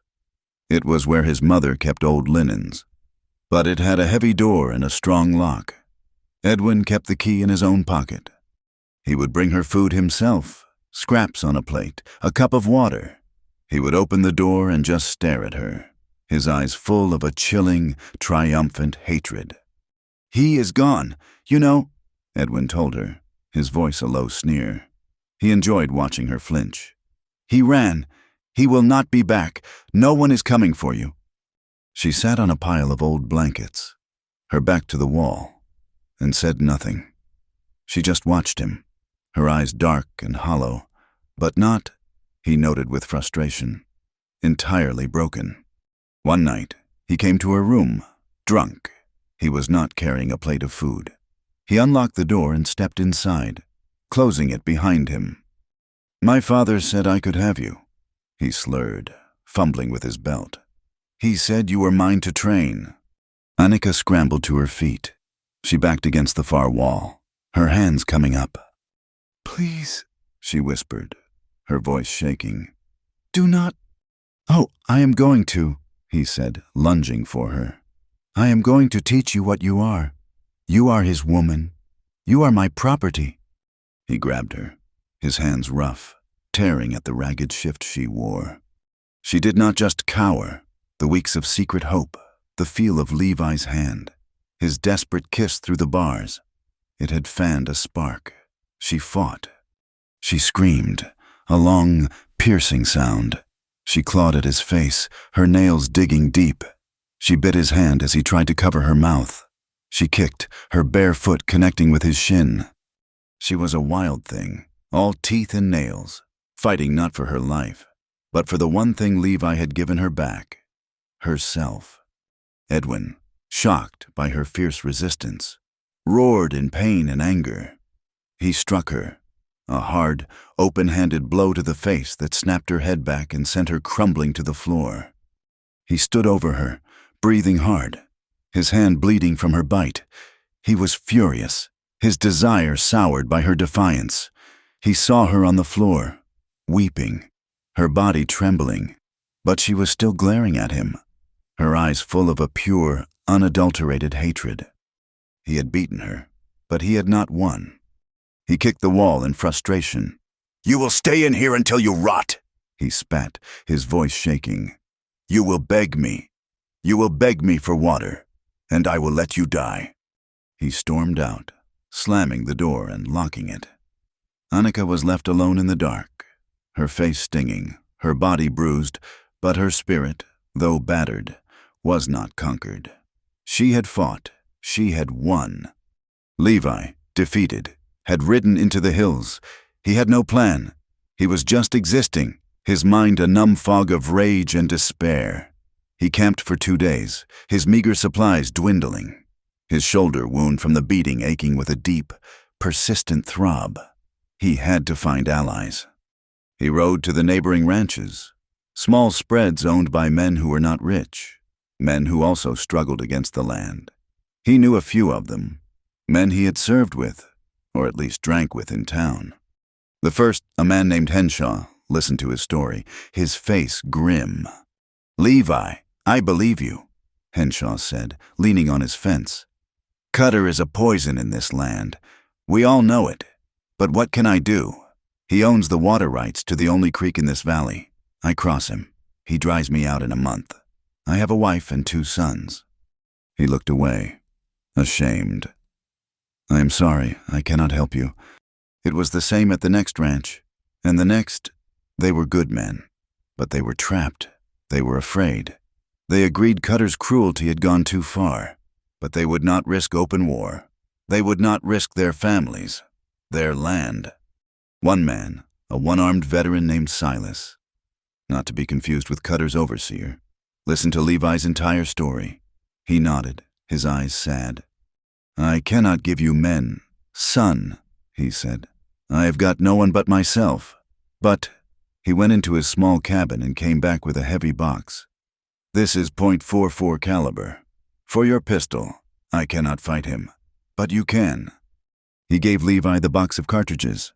"And one more thing, that boy, Thomas, the stable boy at Cutter's?"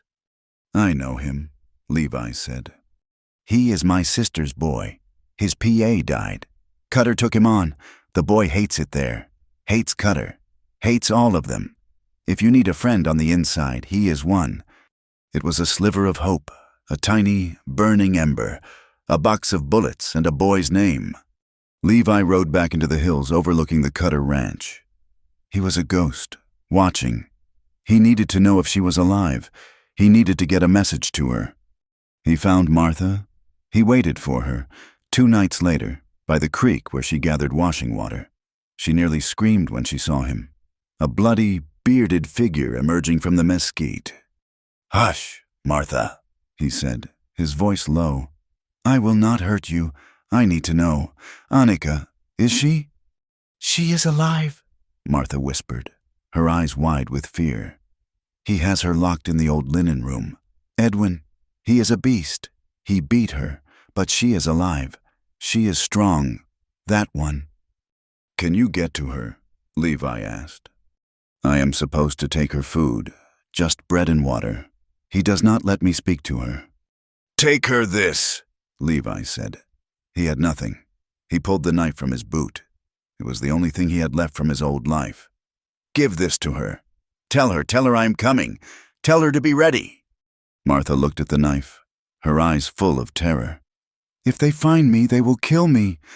"Martha, please," Levi begged. "She thinks I am gone. She thinks I am dead. She needs to know. She needs to hold on." The old woman looked at Levi's desperate, beaten face. She looked back toward the ranch house, a place she hated. She nodded. "Once."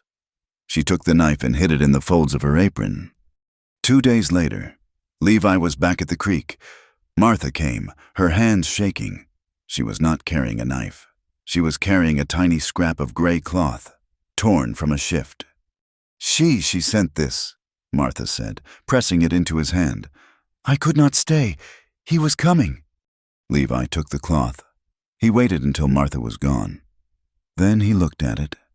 There were words stitched into it, in clumsy, uneven thread, as if done in the dark, by feel.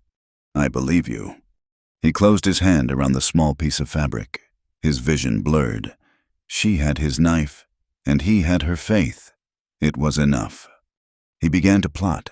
He spent 3 days watching the ranch from the hills, his spyglass fixed on the house, on the barn.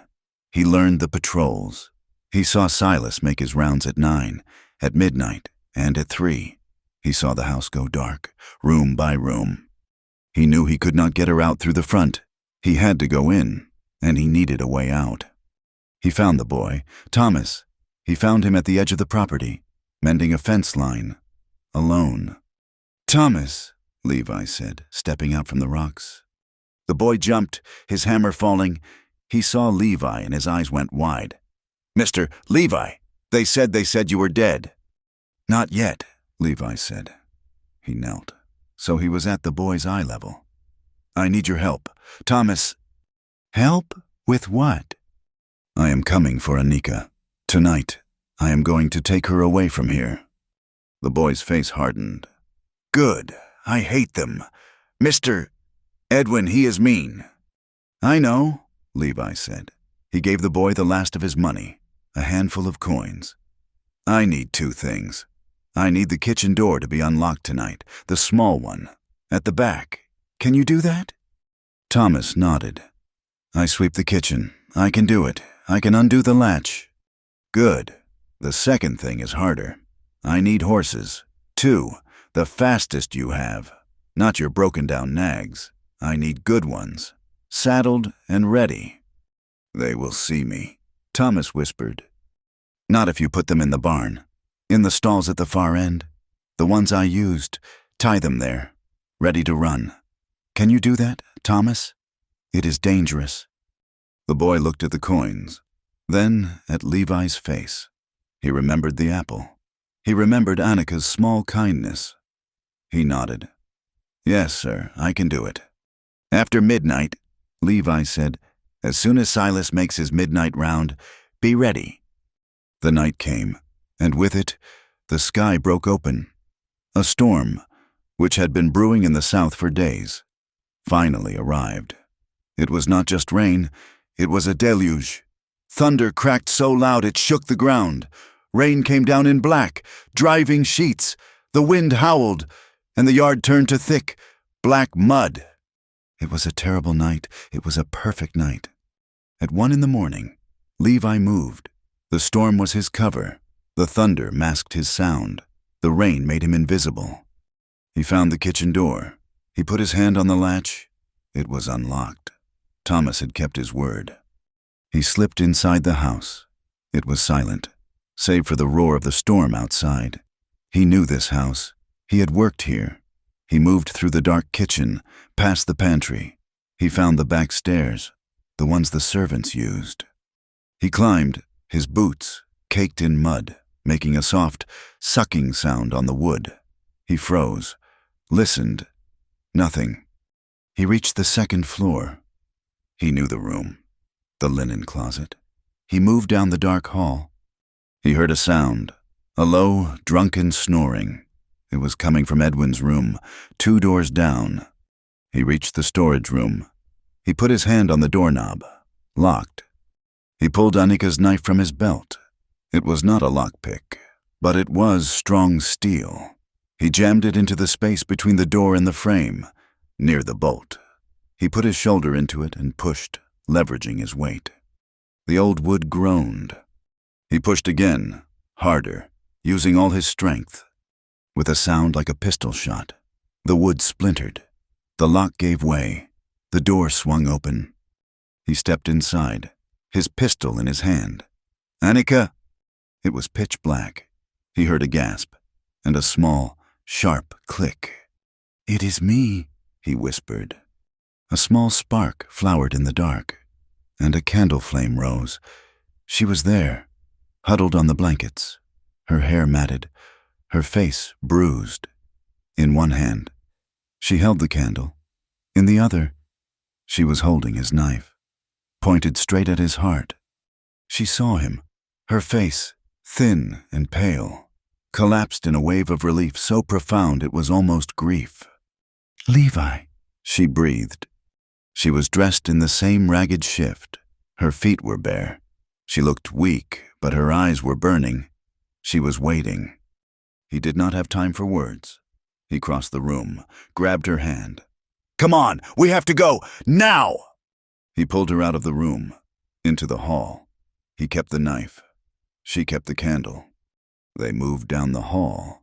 The snoring from Edwin's room stopped. They heard a groggy, drunken voice. "Who is there? What is that?" A door creaked open behind them. "Run," Levi hissed. They ran. They scrambled down the servants' stairs. Annika half falling, Levi pulling her up. They burst into the kitchen. Behind them, a shout. "Father! Silas! They are in the house! The girl is gone!" They crashed out the kitchen door, into the storm. The mud sucked at her bare feet. She fell. Levi hauled her up. "The barn! To the barn!" They ran across the yard, the rain lashing them, the mud trying to pull them down. A light flared in the main house. A shot rang out, the bullet whining past Levi's ear. Edwin, firing blind into the rain. "Keep running!" Levi shouted. They reached the barn. He threw the heavy door open. It was dark, the horses stamping nervously at the thunder. "Where are they?" Annika cried, her voice thin with panic. "The far stalls." They ran down the length of the barn. They found them. 2 horses, saddled, just as Thomas had promised. Levi grabbed the reins of the mare, the one he had bought. He all but threw Annika into the saddle. The main barn door crashed open. Silas was there, a lantern in one hand, a pistol in the other. "Stop!" he roared. He saw them. He raised his pistol, aiming not at Levi, but at Annika. Levi saw the move. He did not think. He shoved Annika's horse hard, toward the back door of the barn. As he did, he turned, raising his own pistol. Silas fired. The sound was deafening in the enclosed space. Levi felt a blow, a white-hot, tearing pain in his left shoulder. It felt like he had been kicked by a mule. He grunted, the pain stealing his breath, but he did not fall. He fired back, his own shot aimed at Silas's lantern. The bullet struck the metal. The lantern exploded in a spray of oil and glass, plunging the barn back into darkness. "Go! Go!" Levi roared. He grabbed the pommel of his own saddle, his left arm useless, and hauled himself up, his body screaming. Annika screamed, a high, terrified sound, but she was already kicking the horse, crashing through the back door of the barn, out into the storm. Levi was right behind her. They rode out into the black, driving rain, 2 ghosts swallowed by the night. Behind them, the ranch exploded in a chaos of light and sound, shouts, more gunshots. Lanterns bobbed in the rain. Firelights. Cutter had sent riders after them. They were being hunted. The storm was a wall of black, roaring water. It was not rain, it was the sky falling. A liquid darkness that turned the world into a blind, churning chaos. Levi clung to the saddle, his left arm a useless, burning weight. The pain was a living thing, a hot iron spike driven from his shoulder straight into his chest. He could feel the blood, hot and wet, soaking his shirt, mingling with the cold, driving rain. "This way!" he shouted, his voice torn away by the wind. He did not know if Annika heard him. He just pulled his horse's head, dragging it south, away from the trail, into the broken, rocky hills. He knew this land. He had ridden it for weeks. He knew its secrets. Annika was right behind him, a small, terrified shadow on the larger horse. She was riding low, her face buried in the mare's mane, her bare feet exposed to the lashing wind. She had not made a sound since her first scream in the barn. She was just holding on, her small body swaying with every jarring step. The firelights of the pursuit were lost in the deluge. The thunder was their only cover, a rolling, cracking artillery that shook the ground and masked the sound of their horses' desperate scramble over the rocks. Levi was losing his grip. His vision was tunneling, the world fading to a gray, swirling vortex. He was so cold. The blood loss was making him lightheaded, his body shaking with a violent chill that had nothing to do with the rain. "Just a little further," he gasped, to himself as much as to her.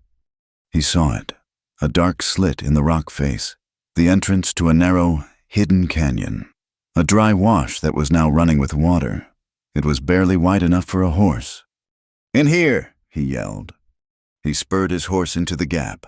The animal stumbled, sliding on the slick rocks. Annika followed, her horse crowding his. They were in. The canyon walls rose up on either side, muffling the storm, offering a fragile shelter. They were hidden. They rode another 20 yards, until the canyon opened into a small, sandy bowl, protected by a high overhang of rock and a stand of stubborn, twisted pine trees. Levi stopped. He had made it. He had gotten her safe.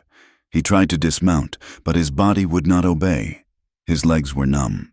His good hand, gripping the pommel, slipped. He fell, not like a man, but like a sack of grain, collapsing into the mud and churning water. "Levi!" His name was the last thing he heard. It was a scream, sharp and full of a new, different kind of terror. Then the world went black. Annika slid from the mare, her feet sinking into the cold, wet sand. She was free. She was in the dark, in a storm, with a bleeding, unconscious man, hunted, and she had never been more alive. The terror was there, a cold knot in her stomach, but it was not the paralyzing, helpless fear of the ranch. This was a sharp, clean fear. It was a fear that demanded action. "No," she whispered, her voice fierce. She crawled to him, her hands finding his face in the dark. He was cold. His breathing was shallow, a faint, ragged hitch. You will not die." She became a person she did not know. She was her mother's daughter. Her hands, which she had only ever used to scrub and serve, became tools.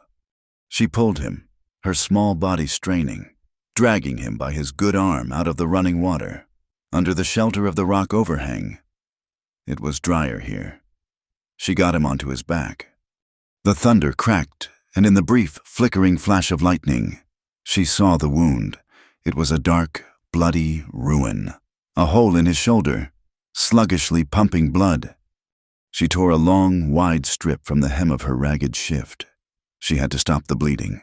She pressed the cloth against the wound, hard, using all her weight. He groaned, a low, animal sound, but he did not wake. She needed pressure. She tore another strip and, with fumbling, desperate fingers, she began to wrap his shoulder, his chest, binding the cloth tight, wincing as she pulled it, knowing it hurt him. She tied the knot with her teeth and her one free hand. He was so cold, He was shaking, his body convulsing in a deep, bone-rattling chill. The fever was already setting in, fighting the cold of the blood loss.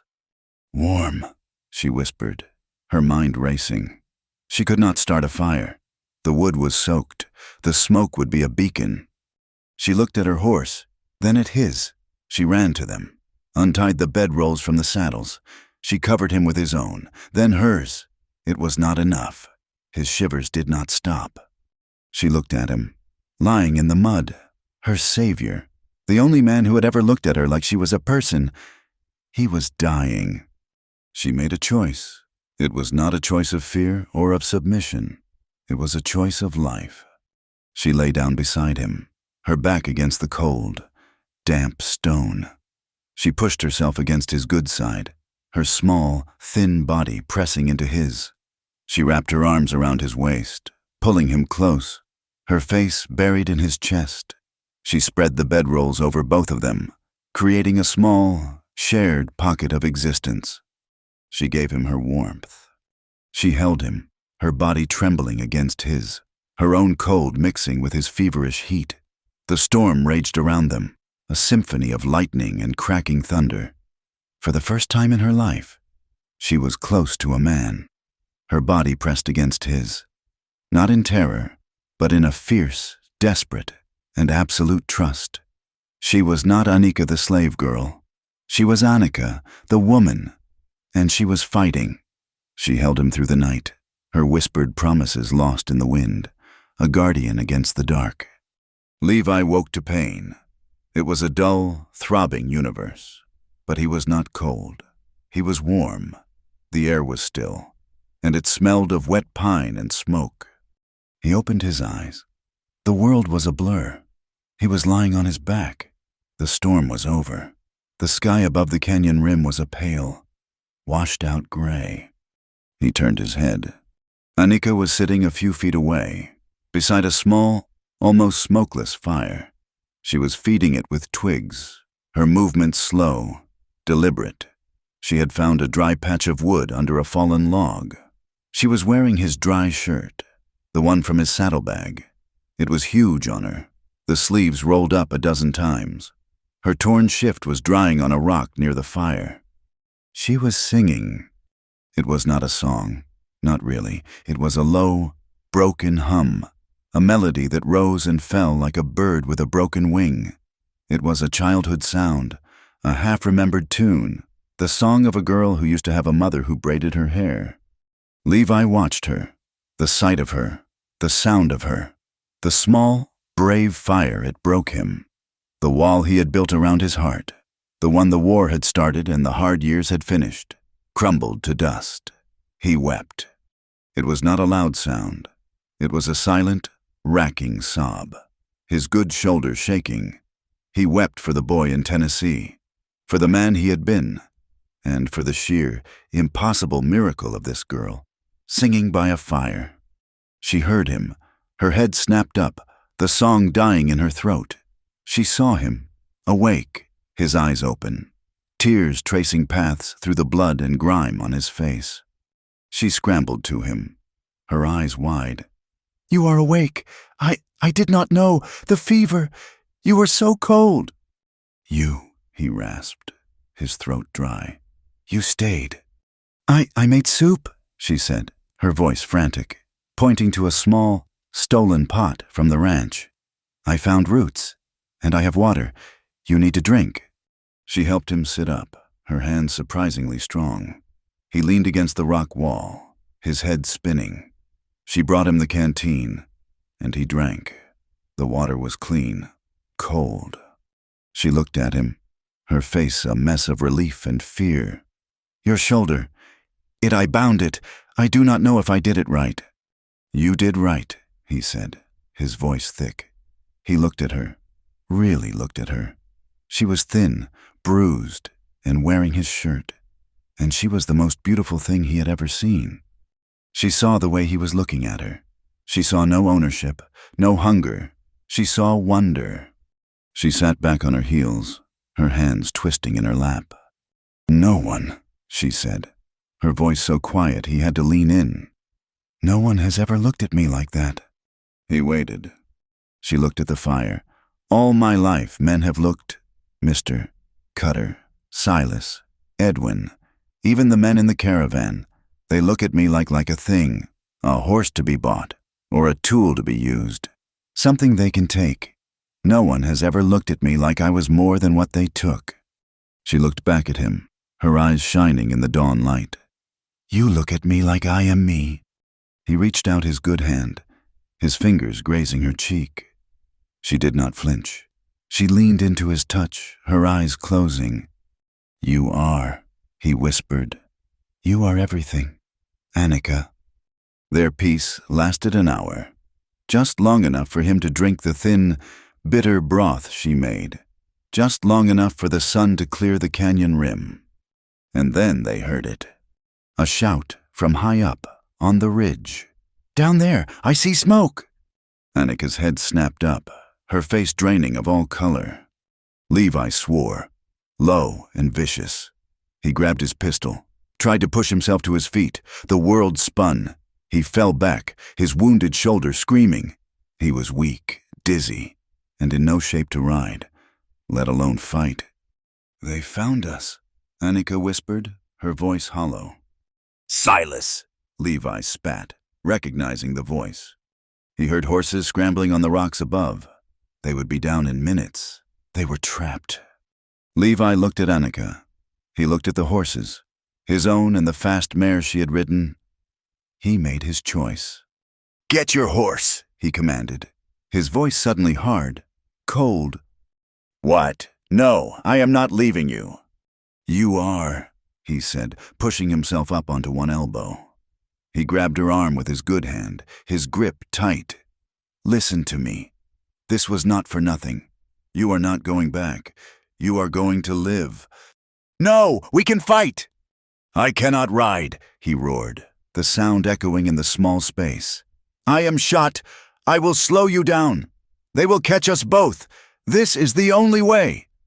He pulled her close. Take my horse, the mare. She is faster. Ride north. Follow the creek. Do not stop. Do not look back. Just ride until you are clear of this county. Find a town. Find that valley. Levi, no, please. She was weeping now, clinging to him. He grabbed her face. I'm going to draw them off. I will go south. I will give them a fight. They want me, Annika, not you. They want me. Now go. He kissed her. It was not like the kiss at the window. It was hard, fast, and desperate. A kiss of goodbye. He pushed her away. Go! Live! Or this was all for nothing. I will find you. I swear it. I will find you. She stared at him, her face broken. She saw the truth. It was the only way. She scrambled to the horse, her movements jerky, her sobs tearing from her. She threw herself into the saddle. Go! He yelled. She kicked the horse, hard. The mare leaped forward, scrambling up the narrow canyon, heading north. Levi watched her go. He watched until she was just a memory. Then he picked up his pistol, checked its load, and dragged himself to his own horse. He pulled himself into the saddle, a wave of black sickness washing over him. He swayed, but he held on. He kicked the horse, heading south, toward the entrance of the canyon, toward the sounds of the riders. He raised his pistol and fired a shot into the air. Here I am, you bastards! He roared. He burst from the canyon, out onto the open scrubland. He saw them, Silas, Jeb, and 2 other men. There he is, Silas yelled, his face a mask of triumph. He is alone! Get him! They spurred their horses. Levi tried to raise his pistol, but he was too slow, too weak. Jeb rode up alongside him and slammed the barrel of his rifle into Levi's wounded shoulder. Levi screamed, the sound high and thin, and fell from his horse. He hit the ground, hard. The world went white with pain. He tried to crawl, tried to reach his gun, but Silas was off his horse, standing over him. Well, drifter, Silas sneered, kicking the pistol away. Looks like you're out of tricks. He raised his boot and brought it down on Levi's face. Annika did not ride north. Not at first. She rode to the top of the ridge, her heart a leaden, dead thing. She hid the mare in a thicket of juniper and crept to the edge. She watched. She saw it all. She saw Levi ride out, a lone, defiant figure. She saw Silas and his men surround him. She saw Jeb strike him. She saw him fall. She watched as they beat him, they kicked him, they spat on him. She saw Silas loop a rope around his wrists and tie him to his saddle horn. She watched them drag him, a broken, bloody shape, back toward the ranch. She pressed her fist into her mouth to stop the scream. It came out anyway, a muffled, agonizing wail. She was back at the whipping post. He was helpless, and she was watching. She was the coward, now. She sank to the ground, her body shaking with a grief so profound it had no sound. She watched them disappear, a cloud of dust on the horizon. She was free. She had the horse. She could go, but she was empty. She stayed on that ridge until the sun was high. Then, her face set, her eyes as cold and hard as the stones she knelt on. She turned the horse. She did not ride north. She rode to town. Cutter did not wait. He wanted his justice, and he wanted it to be a lesson. By noon, he had the hands building a gallows. It was a crude, hasty thing, built in the center of the main yard, right where Annika had been tied. He sent Edwin into town, not to fetch the sheriff, to invite him, to invite the whole town. Come see what happens to a man who strikes his betters and steals what ain't his. The proclamation read. Levi was in the smokehouse, the same one he had hidden Annika in. He was tied, his body a single, radiating agony. He was waiting to die. Annika rode the mare into town. She did not stop. She rode it straight to the sheriff's office and fell from the saddle. Stumbling inside, Sheriff Miller was at his desk, drinking coffee. He looked up, annoyed. "What now?" "He is going to hang him," Annika gasped, her hands gripping his desk. She was covered in mud, her hair wild, her face bruised. "Elias Cutter, he is going to hang Levi. Right now. You have to stop him." Miller sighed. "Missy, I told you, Cutter's land is Cutter's law. A man is allowed to protect his property. Levi stole you. He struck Mr. Edwin. I cannot interfere." "It is not protecting property," she cried, tears of rage and frustration streaming down her face. "It is murder. You know it is. Are you just going to let him do it? Are you a sheriff or are you his dog?" Miller's face flushed. He stood up. "You get out of my office. You get out of my town. I will not be spoken to like that." "No," Annika said. She backed out of his office, onto the street. She stood on the boardwalk, in front of the sheriff's office, and she screamed, "He is hanging him! Elias Cutter is murdering a man, and the sheriff will not stop him." People stopped, a few ranchers in for supplies. The blacksmith, the woman who ran the dry goods store. "What is she on about?" someone asked. "It is Cutter. He is hanging that drifter. Levi," another said. "Hanging him?" Annika pointed at the sheriff, who was standing in his doorway. "He will not do anything. He is on Cutter's payroll. He is letting a man be murdered." The crowd grew. They were muttering. They all hated Cutter. They all lived in his shadow.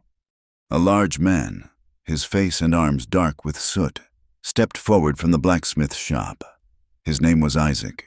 He was a freedman, a man who had earned his freedom, but he remembered a time when he had not been.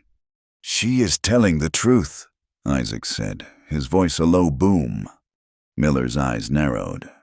"You stay out of this, Isaac." "I cannot," Isaac said. "I was one of Cutter's contracts. 10 years. He had me when I was done. I asked for my wife, who was on a contract too. He told me he sold her south to pay for a debt. He is a slaver. He is a monster. And if he is hanging a man for standing against him, then it is murder." A silence fell. Then another man spoke.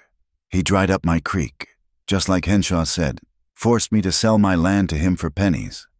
His son, Edwin, he hurt my daughter, a woman whispered, her face pale.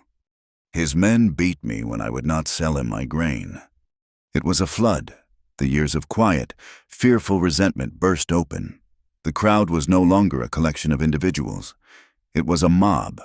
They turned as one, their faces hard, and looked at Sheriff Miller. "Are you going to do your job, Miller?" Isaac asked, his voice quiet, but full of iron. "Or are we?" Miller looked at their faces. He saw the anger. He saw the truth. And he knew, in that moment, that his job, his town, and his life depended on what he did next. He grabbed his hat and his rifle. "Mount up," he gross-led. "We are going to the ranch."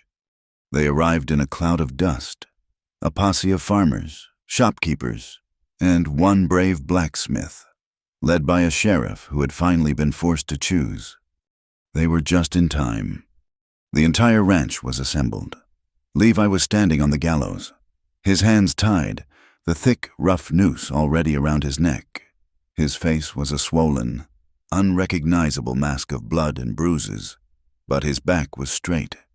Elias Cutter was on his porch, a glass of whiskey in his hand. Edwin was beside him, smiling, eager for the show. "Silas," Cutter said, his voice carrying, "Do it!" Silas, standing on the platform, put his hand on the lever. "Stop!" Miller's voice cracked like a whip. He rode into the yard, his rifle leveled at Cutter. The mob fanned out behind him, their faces grim. Cutter's eyes widened. He had not expected this. "Miller, this is my land. This is my justice." "This is murder, Elias," Miller said, his voice shaking but firm. "And it stops now. You have no authority here." Cutter sneered.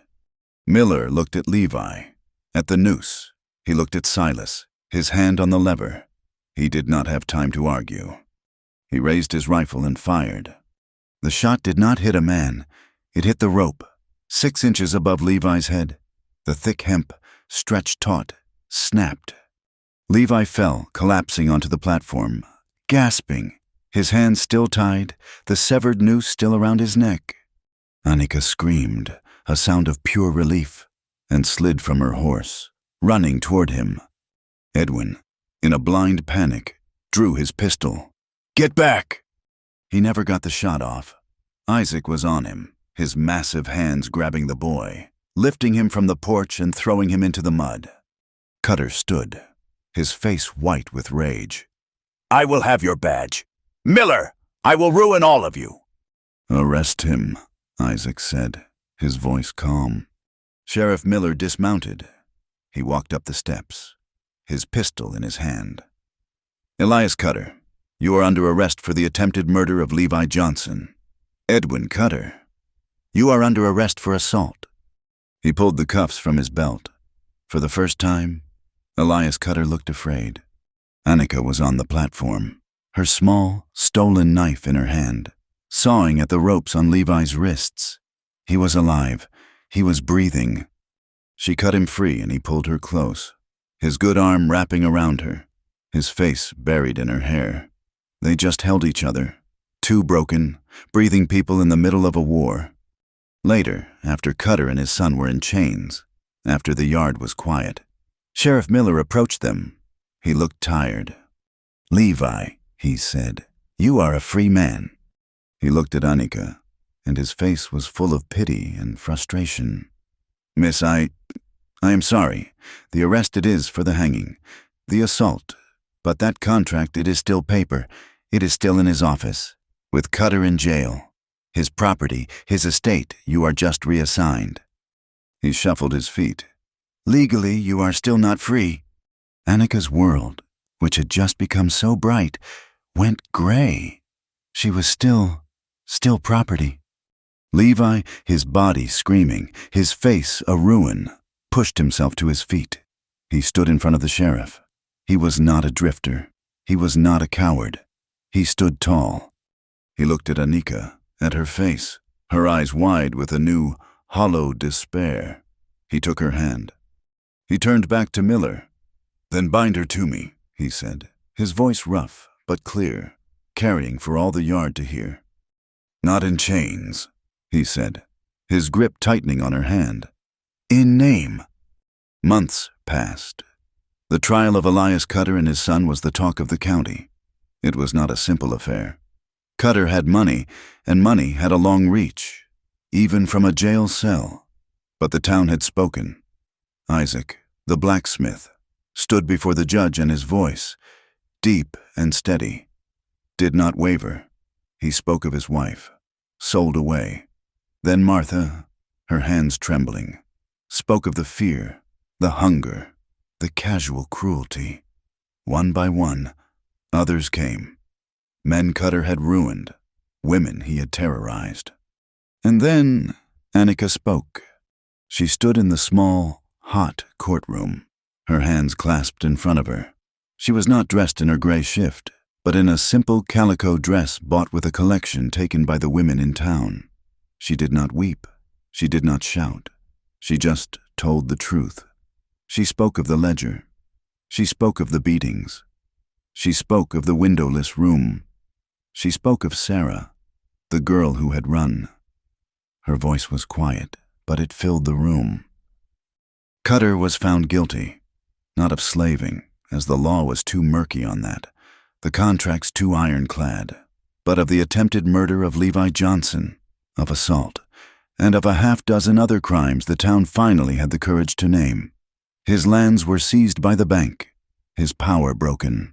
Edwin, his arrogance shattered, was sentenced alongside his father. They were sent to a state prison far to the east. The Cutter reign was over. Levi's words to the sheriff, "Bind her to me in name," had been a public declaration. 2 days after the trial, with Levi's arm in a sling and his face still a map of yellowing bruises, a traveling preacher passed through. Sheriff Miller and Isaac stood as witnesses in the dusty street outside the blacksmith's shop. There was no ring. Levi, his good hand shaking, simply took her hand. The preacher, a tired man with kind eyes, spoke the old words. When he said, "You may kiss the bride," Levi did not. He just looked at her, his eyes full of a raw, quiet promise. She looked back, her own eyes clear. It was not a beginning. It was a continuation. It was a formal-sounding word for what they had already become, each other's. They left that town. They took the mare and Levi's horse, his saddle and supplies given back to him by a shame-faced Sheriff Miller.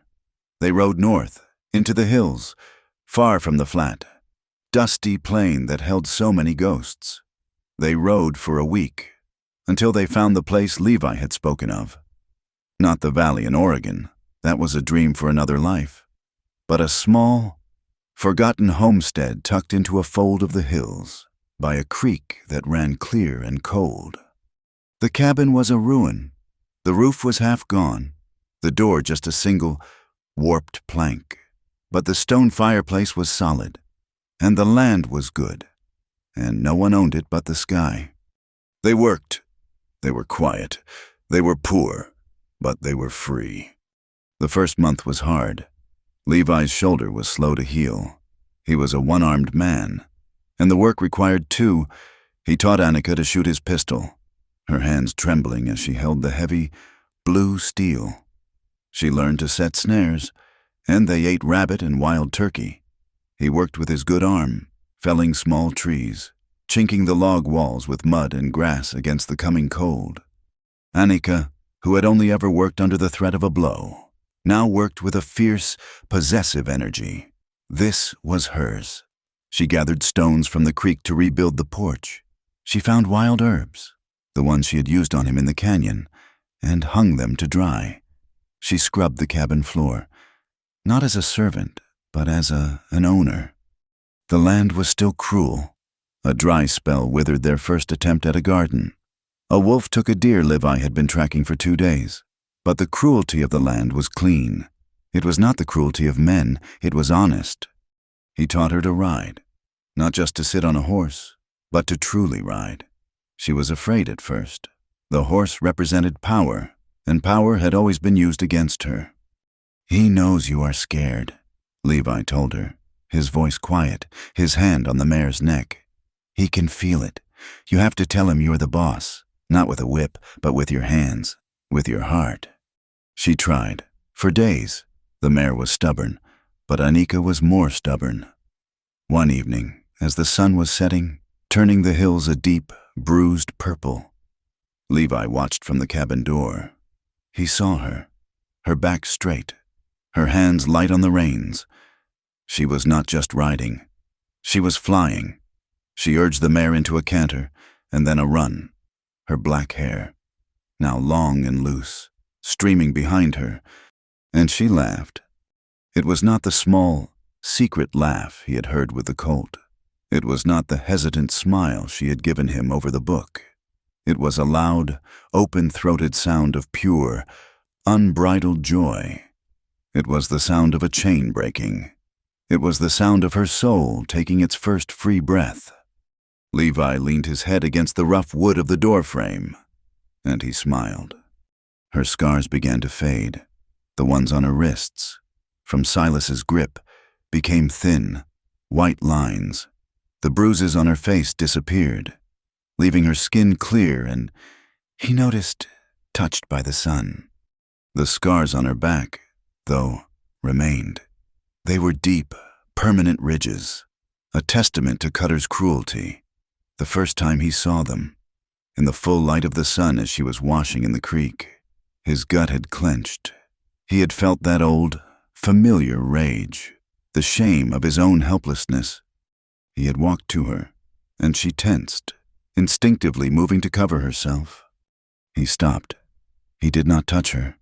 "They are a part of you," he said, his voice thick. "But they are not you."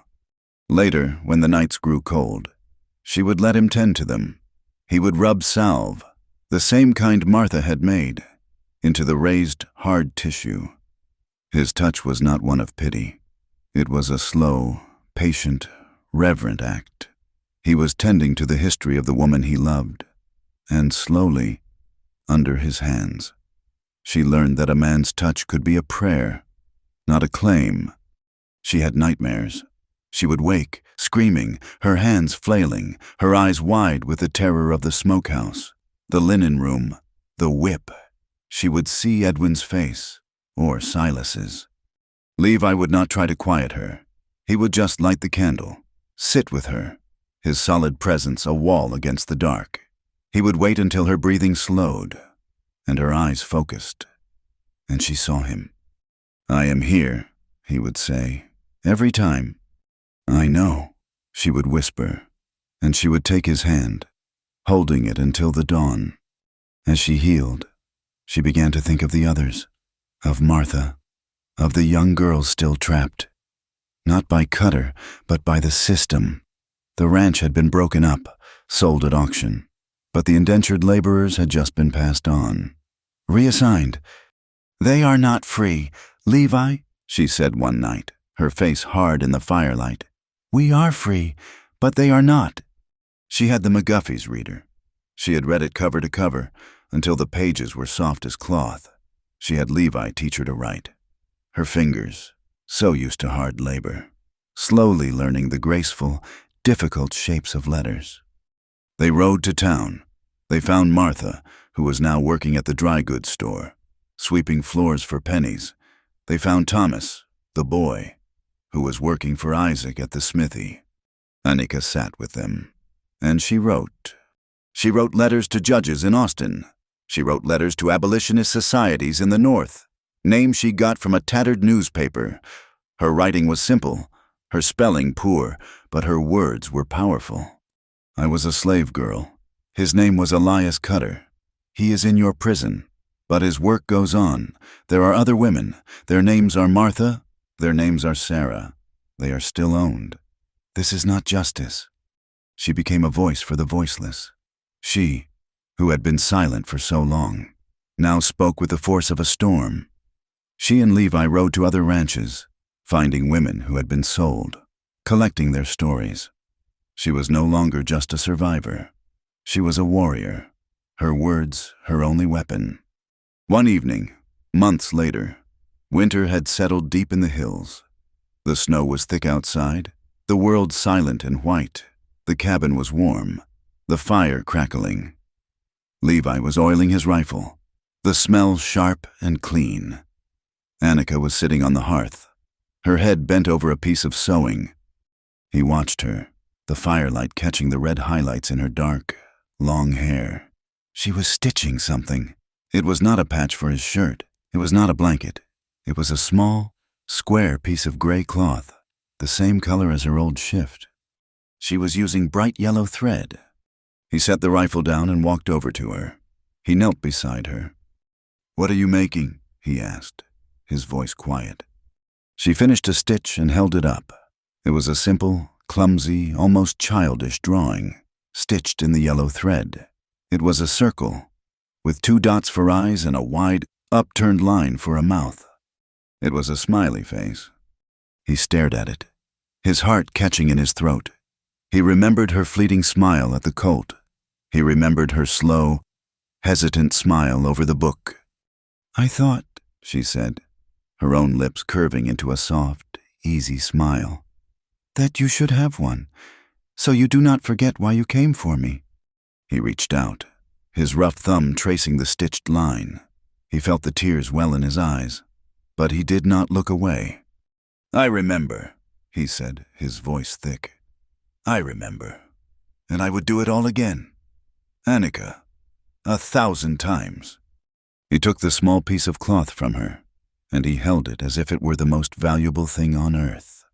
That night, they lay under their pile of blankets. The fire banked to glowing embers. The wind was soft in the pines. A gentle sigh. The west was still cruel. The world was still hard and full of pain, and a long way from just... But in their small, quiet cabin, there was peace. She was lying with her head on his chest, her ear over his heart. She could hear the steady, strong beat.